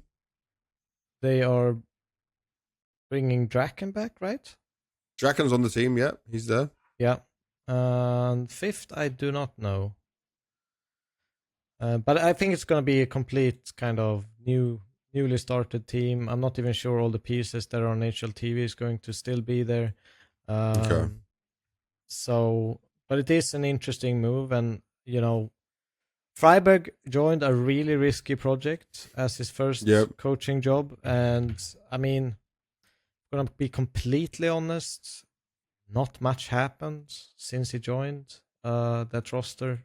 Not much up or down happened. They kind of stayed in the same position, stayed in the same place. They were in a, let's just say, Alliance and Eyeballers were in a similar position to Johnny Speeds, and those two progressed very, very well, went to international tournaments and done damage and showcased themselves, and Johnny Speeds kind of got stuck where we thought Swedish CS was. Yeah. Well, nothing too exciting for me. There's nothing I can say on it. There's just meh. All right, from there, these couple of nip ones is not super important, but Ujerks is just not on the organization anymore, was already there. And Isaac, that was still signed to them, is taking a break from competition. What was it? Is that even correct? Was he signed to them? No. Isaac wasn't signed to them. No, he was Metisports. Metisport. Anyway, a little bit of a typo. This is our bad way of putting things in there. Yeah. Got to put them under the right name. So yeah, they part ways with Ujerks, which actually just leads us nicely into Saw. Saw has done the biggest, craziest move that we can be proud of any organization. You sold your whole team. Yeah? Ujerks went away, Story went away, Mutiris and Crazy went as well to BC Game, right? You made, what, $3 million? And now you got your whole roster back, basically, with just Nopagy in instead for free. You paid nothing. You actually paid nothing. Yeah. Isn't that a holy win? What a business. Genius. They have to start from VRS 0 again, but they've proven fine. They can do it. Yeah. This is crazy. Good lineup. We know that they definitely, can get up there, and, at one point they were around 15 back in 2025. Even if you look back at this core earlier in 2024, they were around 14th. Mm-hmm. So, I mean, they've showcased that no matter what, they can be competitive. They can win on off map against a good team. They have that in them, and for free, just signing a probably top 15 to 20 team in the world with those pieces. Great business. What can you say? Super money made. Yeah. Great decision making. So our next one is Astralis, and this one isn't confirmed, but I heard this from some people when we were actually basically for Astralis. It was between either Kakafu, who was obviously Monty, or Neo, and that's where this decision making comes in. I think for Astralis, Neo would be a very good option to have in there, right? Because Hooksy, we know how hard working he is, and I think they'd be a good complement to each other. I know what Neo did with Karrigan, everyone's always like, well, Karrigan just decides everything, but Neo's got a lot of experience in this, especially with helping some of the younger players on that team. I think it's a positive step forward if they can make sure they get him and agree on terms. But already, right, it's the 15th and it's not been announced. And this was rumored from July 1st. So it sounds like some negotiation and contract things they need to go through in order to try and make it happen. But I'm positive if they got Neo. I think that's very good. Yeah, I think people underestimate him as a coach. The wealth of experience. This is someone that when I first started watching Counter-Strike is someone I looked up to. Someone who's been incredibly influential in the game of Counter-Strike as an individual, and I know that he's a very, very smart individual, been in-game leader for many, many years. He was the star player, he's gone through it all, he opted at one point, I think, even. And he's a nice guy. He's an incredibly nice, humble human being. And I think Astralis have had issues with a little bit of consistency, and I hope that, Neo can kind of bring that to them. They've been shaky. Yeah, I wish him all the best. I think it could be a good move for Astralis. And I think that the potential we saw on Astralis is there. Yeah. Maybe adding that difference in coach and difference in mentality and way of looking at a game could be something that helps it. Especially, I'm just looking at the younger players coming in as well. Yeah. Eternal Fire, they're still in Fire. They part ways with DemQ and Rigon. They sign Kvem, who I don't know if they cost them anything, but getting Kvem is still very positive. And then they add Bro, who was on NRG. Now, Jota just got married, and now he's got another new lineup to play with of players. So only Regali's been there 3 months. Mistem's been there 3 months. Mistem had his chance on Nip at one point, if I remember. So let's see what this team can do. It's not a super wow team, but it's some interesting pieces if it can work, Yeah, I don't think it's not a bad team. Bro, Mistem was obviously hyped up to be great. IGL came out from Young Ninjas. Even was in the NIP main squad for a while. I think it's a solid team, and I think Kvem and Bro, very, very solid pieces. So I think this still is a team that, do they get the right kind of launch to it? I do not see it as an impossibility that they could be clinching like a last spot at the major, like a Sinners did, or something along those lines, if they play their cards right this season. Because I think it's a strong lineup. I mean, for the place that they are kind of in the scene, they're a very, very dangerous lineup. Yeah. Then fnatic is completely Ukrainian right now. Just the coach is in there from Latvia, but he might be able to speak a bit of the language. This is interesting. So Ratko, who I said I didn't hear anything about that was super positive. Remember when he joined? I said from people I know within CIS scene, he's not some wow player, nothing too special. But he's gone. He's on the bench after 3 months. Ken comes in, who was obviously previously on NIP. And then they bring Maze in, very fresh face. Certainly some talks about him. Let's see what he can do under Fear's leadership. But an all-Ukrainian lineup, I'm interested. And also, they already played one whole tournament, this ESL Challenger League online, and they hit first place.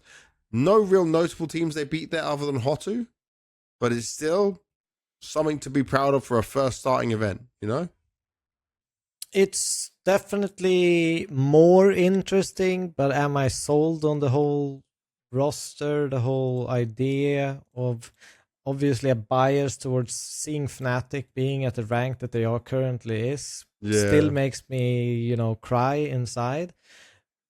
But making moves in the right direction, but will they... I mean, they could potentially at least compete for a major spot, but I don't see it as a guarantee, even with the roster they have. Not for this major. Not for this major. It's going to take some time. But I just like the fact that it's full Ukrainian, can all speak the same language and move on with that now. Like this at least is starting to make some more sense. It's more sensible than 4 Ukrainians and 1 Swede. Yeah, that was kind of wild. That was definitely wild. K27, so Fame was on loan with these guys. His agreement's ended. There was some interest, by the way, from some teams about getting to buy Fame from VP, but for the money they were asking, his contract's not that long, and no one's going to pay that for him. So they signed Clax from Sangal, and Xiaofi's going to step in at this stake rank tournament right now. So, I mean, Fame was the most exciting player on that team, you know? Clax coming over to be with his team. I don't know. Sangal was a random team anyway. From the highs of when their core got bought out, it's just never stabilized after that. So again, it's one of these teams where I don't see them breaking through anything in particular. You know, I don't see them going far. No, I mean, they did play an opening game now against NIP, lost it in stake ranked, 13-8. You know, they're gonna be a team among the bunch. Let's just put it that way. Yeah. I don't see it as a incredible move or anything like that. Not at all. Luminosity and Monty we already touched on, so we can skip past that. Na'Vi one becomes interesting because Na'Vi, I predicted this weeks ago that it'll be maybe Alexi goes, Imra's IGL, they bring someone else in. Still no movements, but JL's contract is out. He departs. And when I saw that news, I thought he was going to MOUZ. Well, that also didn't happen. So as of right now, I'm not sure what is going to happen with JL. Like, well, actually, we can bring this in for our Polymark moment, right? Because we need to look at, will JL find a team? I think just going into this season, I was like, yeah, he's going to have a team. So the Polymarket prediction is, will JL find a team before September? Yeah. Bro, I would say yes, but I'm very worried now after he's not joining MOUZ. And Liquid are already making moves, you know. Flashy's got the good relationship with him. He's not going to fit into there either. So I don't know where he could go right now. I don't think there's another offer JL would have on the table. And by the way, I've got no information from JL himself. None this time. No, I mean, it's a really, really weird one because I think if we look back a couple of weeks, we would have all been like, yes, of course he is. Like, it's obvious he's joining that team or that team, all great options. But it's always a bit risky when you end up in a situation where, you know, the season is about to start. People, you know, tournaments are going on, you know, half is probably going to be on break, but the season starts in a few weeks. And you haven't found a team, and you look at the market and you say, where could he actually go? It's rough now. It's very rough. Like, am I talking FUT? Am I like, where would you fit him? So he's such a good player to have, but obviously I think some people are doubting him because of the time he's had out. Now his moments on MOUZ were not wow, yeah? Yeah. He did 2 events of them, they had third place both times, but he's still a major winner and a major MVP. Top 5 in the world for 2024, but it's the break that is worrying people, I assume. Yeah? Yes. Because it's a long time of having this break. Now, he got to try himself out at Astana and CAC, and he didn't perform badly, but it wasn't to the heights of his usual level. Usually, what probably teams are looking at is how expensive a player is for what you might upgrade your team with. And I could assume JL is quite expensive as a player because the last team he played under won a major. Yeah, but now he's free, so you don't pay anything to buy him. Yeah, I know, but I'm just saying salary demands. Yeah. Because it's a monthly cost, could be pretty big. And JL, you know, he has no short of confidence in himself. I'm just wondering if that might be where there might be a pin in the wheel for some organizations, especially now with the sticker situation being the way it is from the last major, where less teams are willing to gamble away on these big monthly salaries comparatively to yesterday. So if it was me, right, and I'm making that prediction, I'm 100% going, Yes, up until this MOUZ announcement came out. But now I'm thinking, will JL find a team before September? Like, we're in the middle of July. September's still 2 months away. Team's very likely to make a change after this player breaks happen. Probably a no, even if he is a free agent. So I'm sadly thinking he's missing another season, that's when it gets worrying of JL might not even have a team. Devastating, because then he's going to have to, normally people probably going to have to be in a top 30, top 35, kind of fighting for spots at the major qualification type of teams. I don't think he'd allow himself to do that. Maybe, a GamerLegion? Ooh. And they just lost PR. Yeah. Let me see how this could work out. Let me look at GamerLegion. You might have, it's a top 21 team, but it's not a super exciting prospect. But it could be one where they give him a lot of resources and a lot of space. I mean, I'm just looking at what is available. Where could he slot in? And I'm looking at GamerLegion as probably one of the best options available. Yeah. Like, out of all these teams I'm looking at, GamerLegion's the first one that makes any sense. Yes. And then you're looking at something like maybe an M80. That doesn't make sense at all for him. No, it's not good, but that's what I'm saying. So yeah, because I was thinking Liquid, right? Yeah. Relationship with Flashy, but I don't think he's going to be the IGL unless Elise or Naf's going to take over IGLing and Shuhei's gone, and then they add. Bro, for me, I'm sadly going to say I don't think he has a team for September. That's my ending point on it. It's GamerLegion or no team again for another season for JL. I think so. I think tough. that's kind of the options as well. Yeah. I think we've kind of hit the nail on the head. Yeah. Well, let us know what you think. Let us know what you predict on this one, but it's not looking so good for JL. So from there, we can go to FlyQuest, mate. FlyQuest, Story out of the active lineup, so they don't have an AWPer again.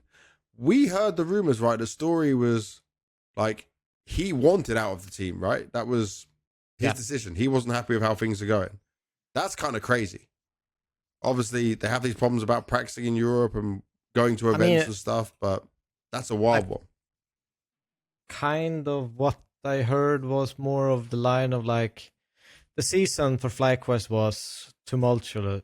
Like, they obviously, even back like a year, FlyQuest as an organization were looking at maybe, taking the whole team to Europe and housing them here and competing from Europe, and that kind of fell through. And obviously Story probably joined, I don't know that for sure, but probably joined under the idea that might still be on the cards, and having some people in Australia, some people in Europe, and trying to practice with the ping difference is because JKS and Az are in Europe, where Inns, Vexite, and Netic are in Australia. Australia and New Zealand, typically. Yeah. Make sure I get that right. And now he gets to go back to Saw, which is obviously good. We touched on that earlier, so that's positive. Gratisfaction to stand in at Defrag, though, is, do they just get Gratisfaction? Because who else do you get as an AWPer? Gratisfaction's a bit older now, right? He obviously had his time on the 100 Thieves and Renegades, glory moments, bit of time on Greyhound as well, but it's been a long time since he's played on anything notable. FlyQuest should still be the team to win that event, right? Even with Gratisfaction. Or could Thunder Down Under take him down? Oof. Could. I don't think it's like 100%. I think it all depends on how well FlyQuest kind of set up this season. If they,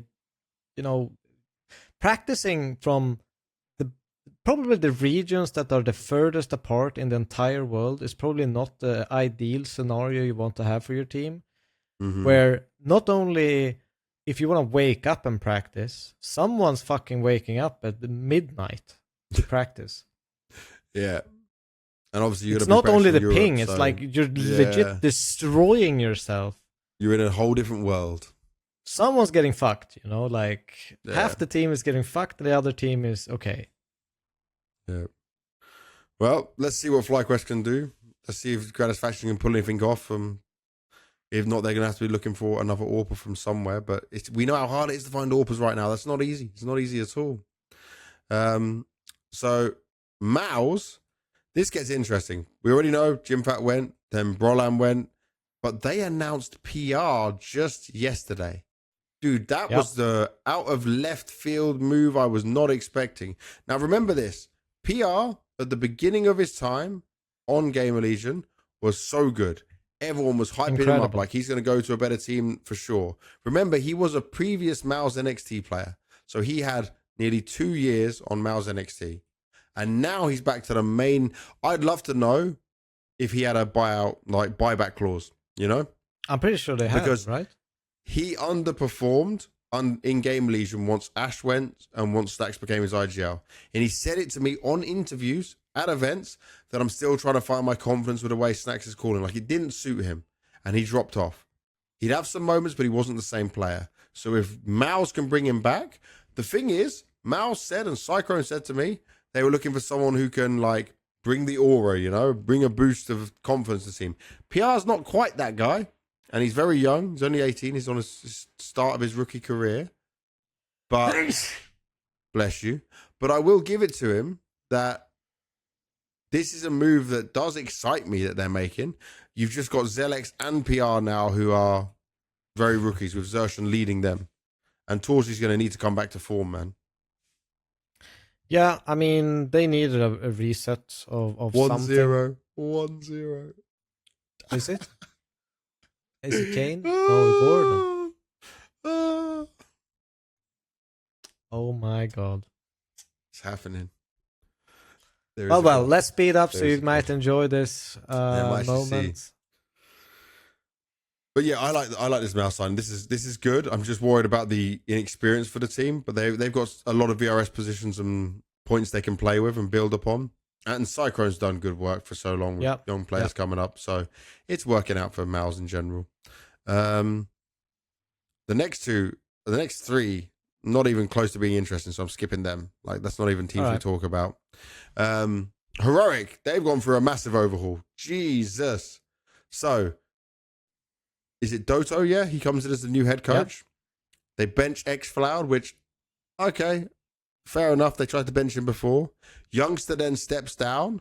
They bring in Martinez. We said about a team getting Martinez. Didn't think it was going to be Heroic, but that's a huge win for Heroic. And I don't think it's that big of a risk. It's just a language thing that might be something with it. Then they complete the roster with Brolan. But that means Brolan's not IGL, right? Yeah. So Brolan non-IGL. Back to his position. Yeah, and I think, you know, upgrade-wise is a huge thing for this Heroic squad. Huge upgrades. Brolan, massive amounts of experience. Martineza, he's probably starting to hit peaks in his career in terms of opening. Always flary, always exciting, always bringing impact and stuff. So this is a dangerous Heroic. This is a Heroic that can, you know, stop being hovering around 20 mark and actually start to make a push. I like Dota as well. It's always you know, more of a smarter player in that finish lineup. Obviously grinded his way in Heroic Academy. And it was clear something wasn't working for Heroic last season. Yeah. It was too chaotic. It was too, you know, all over the place. You didn't even know what to expect when they joined the tournament. Their youngsters and all. Do they have an AWPer or not? Yeah. Yeah, and hopefully this actually gives them a chance to find stability, gives Chrisen a chance to work with the same individuals for a season. And hopefully we can see some good stuff for them. I'm excited about this Heroic team. Definitely excited about them. This puts them on the map. And then just another slight note, TYLOO, the French assistant coach, was on OG. He leaves after 2 years, just over 2 years, and he'll be on Heroic as well. So extra support staff in there at the same time. Now the FUT one, we knew about Lounks getting benched because he told it himself before any of it happened. But then they signed XFloud. Bro, this is a team XFloud can thrive in. We spoke to the guy, you know, and he was very honest and open about how a lot of the things were not working in his previous team in Heroic, how the game was not being played the way he wanted it to be played, you know? And in this team, he could really make some moves, man. Yeah. This is super positive. Definitely. I love Lounge as a player, but I don't necessarily see it as a massive downgrade or like, I feel like to some degree it probably stays a little bit the same in terms of potential for this team. They have all the right pieces. If they could keep this 5, it's very, very interesting. Yeah. Still. I like it a lot. And just to end the Heroic thing, so Heroic actually end up loaning Alkaren, who's been on the bench for so long, to Cyberchoke, so he actually gets to play on just a Russian team where he won't have any problems because they're playing mainly online, so that can work out for them. These next couple of ones are not anywhere near interesting as well. Liquid, finally, Ultimate is gone. I'm never going to celebrate a player being benched, but they did give him enough time. Ultimate had more than enough time, man. And he had moments where he was really, really good. Unfortunately, was not consistent enough. No. It was up and downs, looked like the best player on the server, and then kind of looked completely gone from the server at times. Yeah. I like this move, Liquid. Bring in a young up-and-coming AWPer who's kind of proved himself in LANs. He's showcased himself, and it's a rare breed.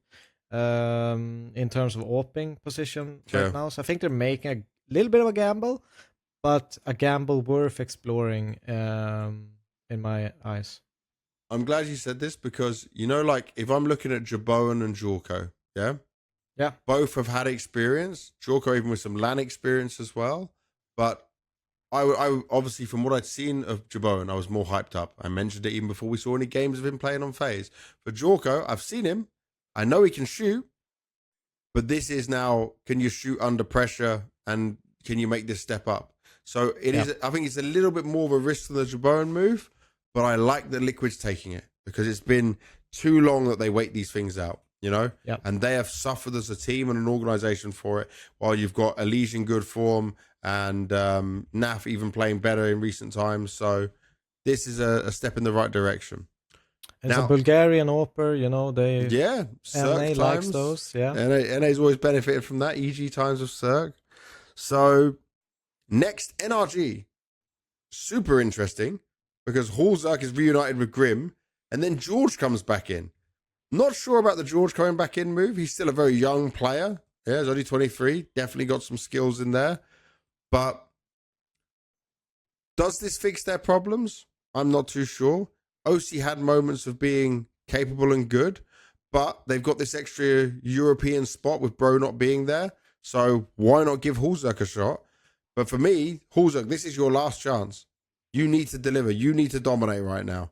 I need to see Hallzerk at his best for me to still believe that he's got it, because there was moments where I questioned everything about him, you know? Yeah, and I mean, this is obviously a move that's brought by Grim's recommendation, I feel like. Yeah, definitely. Being ex-teammates reunited in this NRG. Does it solve the problems? That's what I'm saying. Not 100% about that. I think... Yeah. I mean, I hope. But I think the biggest thing for me is, you know, we need to unlock Grim again. He needs to be a star player. Yeah. He needs to deliver on a really, really high level for this NRG to be interesting. That's, kind of where I leave it. Yeah. Next, though, is very, very exciting, is Medisport, Male coming back. Now, I got some insight from different teams. I know FaZe spoke to them about Male, and the number they wanted for, Medisport wanted for Male was stupid money. He's not a Munassi, yeah? And they wanted big money. And they also wanted big money from Alliance, who tried to say him. Alliance already said they offered the most money they were ever expected to offer. So Medisport are playing with Male's career a little bit here and hindering him. Yeah, but I mean, when he was used before on Medisport, it was a full Swedish team and they didn't use him correctly. The only good thing I see now is that he has Vins and Stanislaw, who have done good work with younger players. And the fact this is now not just a Swedish team, I'm hoping Stanislaw sees a good way to bring him up and use him very well. Don't micromanage him too much. Let him play a bit of his own game. But he is still an incredible talent from Sweden, and I just don't want to see it wasted. But I will say, if the organization is going to play games, then kid, get the fuck out of there as quickly as possible, because they can't play with your career forever. No, I mean, I agree. I personally, I think it's only interesting because he is there. Yeah. I'm like, yes, I liked Stanislaw. I think he's a good in-game leader, but I look at the rest of the pieces and I go a little bit meh. I think Male could probably play in a top 30, top 20 team, top 15 team in the world. Would be more his speed. Yeah. And it he's doesn't more than super capable of excite. it. Yeah, it's not super exciting just because I want to see this guy in a better team. I want to see him a bit on the biggest stage. I want to, get to enjoy him in a big team with good teammates. And I'm not saying these players are bad, but I think that Male he has too much potential to be in this squad. The only thing that's good for him is Stanislaw and Vins. Plopsky, great guy. Fiku, I did many interviews with him over his time on OG. FaZe, don't know him at all. But these are all players who have had chances in different parts of their career and probably reached their heights, and I can't see them grinding their way back up. I'd be lovely if they proved me wrong, but I don't like the fact that Medisport wanted... By the way, Medisport tried to give different money, like based on the organization that came to them, they put up his money to buy him out as well. So they did some bad things as an organization to this kid already, and he's just 17. And I don't know if he signed a stupid contract or what it was, but I know his parents are heavily involved in his career from what we saw from that Face It video that came out. I just feel like the same as you, that he deserves better and should be treated better for how good he could be. Yeah. Agreed. It's kind of sad. And there's nothing else I think is really worth talking about on here. That's it. That brings us to the end of Rostermania. Yeah. So the only thing left to do as we hit 3 hours, 17 minutes is Q&A. Oh, God. So I'll read this first one out. Skorga. You're trying to hit us with a banger straight off with. He goes... We know that Valve likes to be hands-off for the vast majority of the year when it comes to pro scene tournaments, but do Valve need to interfere with regards to the recent XSE tournament to set a precedent/punishment? As one Reddit post summarizes, the 24 points here are only some of the issues, not all of them. Highlights include not having CS2 installed on PCs, unstable desks, broken headsets, no sound for FaZe coach, no actual paid staff in some locations, volunteers, changing the prize pool value of the tournament. That didn't happen, by the way. Exactly when the teams were notified is unclear, but all sources confirmed it was very late, and my favorite, viruses on the PCs that stolen some of the pro accounts. So the thing is, Skorga, we have gone over some of this. Not all of what you wrote are true. There's 24 points here, and some of them are true, some of them are not true.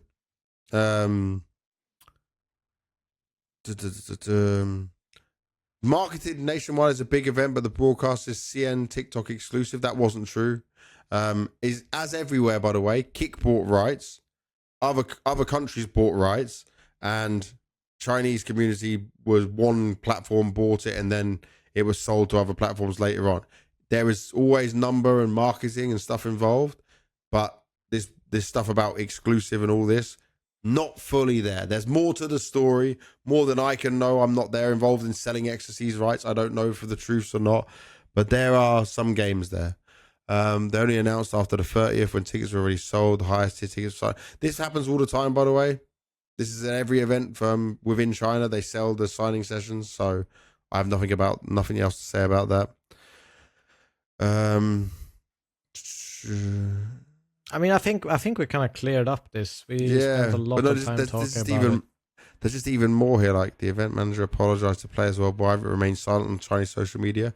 I'm on Chinese social media. They definitely did apologize on Chinese social media. The same kind of statements, just the Chinese ones were a lot longer than the English ones.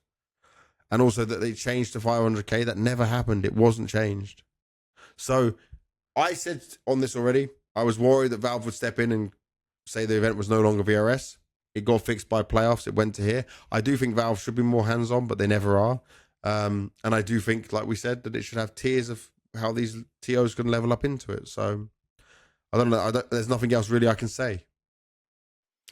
No, I think we talked about most of this. I'll just go to the next question. I don't have that much to add.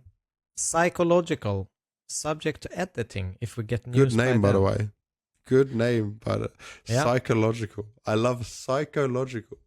There's an elephant in the room regarding FaZe as of now. It's related to Nature's status, as despite supposedly being done standing for FaZe, he showed up to XSE unannounced and FaZe never made any mention of him. Do you guys think he's possibly some sort of short-term loan due to FaZe attempting to court someone else behind the scenes and are keeping him around for VRS reasons while removing Jacob? They don't need to keep him for VRS reasons because obviously he's played a bunch of events now. How many has he done? So Nature's matches with him. Yeah, so he did Rivals, Atlanta, and So as of right now, they could benefit from keeping him because he's played that amount of events with him. But both him and Jacob are kind of, I would say, the same kind of problem. And I would say you would keep Jacob because he's signed, rather than sign another person you don't want to keep long term. Yeah. I mean, it is strange at the moment. They haven't announced that they're running further with Nate, but I don't think they know what events they've got coming up in the future. You know, they're 16th in the world right now. Did get helped a lot by what they performed at XSE. So they got a bit of a jump up in that. Is it impossible? No. But is it likely? I'm more leaning towards no than yes. Yeah, I think they're going to stick with Twist, Frozen, because Jabone's definitely on loan, right? Yeah. Jabone's a good signing. Twist and Frozen aren't going anywhere. And I don't think you remove Jacob at this point when he does still show some signs of life, even if he's not the best. But I think they're just looking for this third rifle player, So Jacob more supportive in the end, even though that's not what he's good at. But they're looking for this other player that can be the X Factor player for him. Because it can't just be Twist, Frozen, and now Jabone as Europa doing it each time. Yeah. Oh, this one's good. Aska says, how did you become an analyst? How did you start this? That's only for you to answer away. Well, I obviously were a coach of Fnatic back in the days. And there was, I think when I left Fnatic, I had done some like TriCasts with Anders and Semlers at like ESL. Well, it wasn't ESL Pro League back then, but it was kind of their start of Pro League. Yeah, it was the start of Pro League. Did some stuff there, got invited back to do some desk work.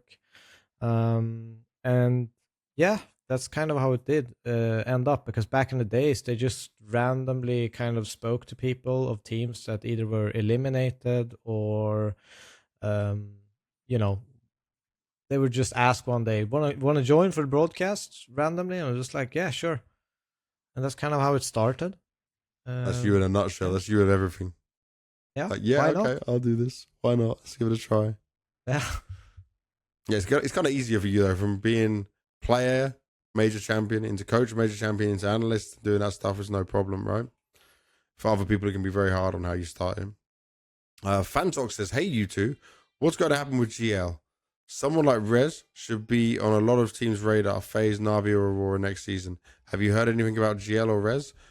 REZ is going to be stuck on... Yeah, he's staying on GL. There's not many teams that are coming after him, you know, so... I think he's in a good team for the point in his career he's at. Obviously, he's been really, really good at times, especially in this GL squad.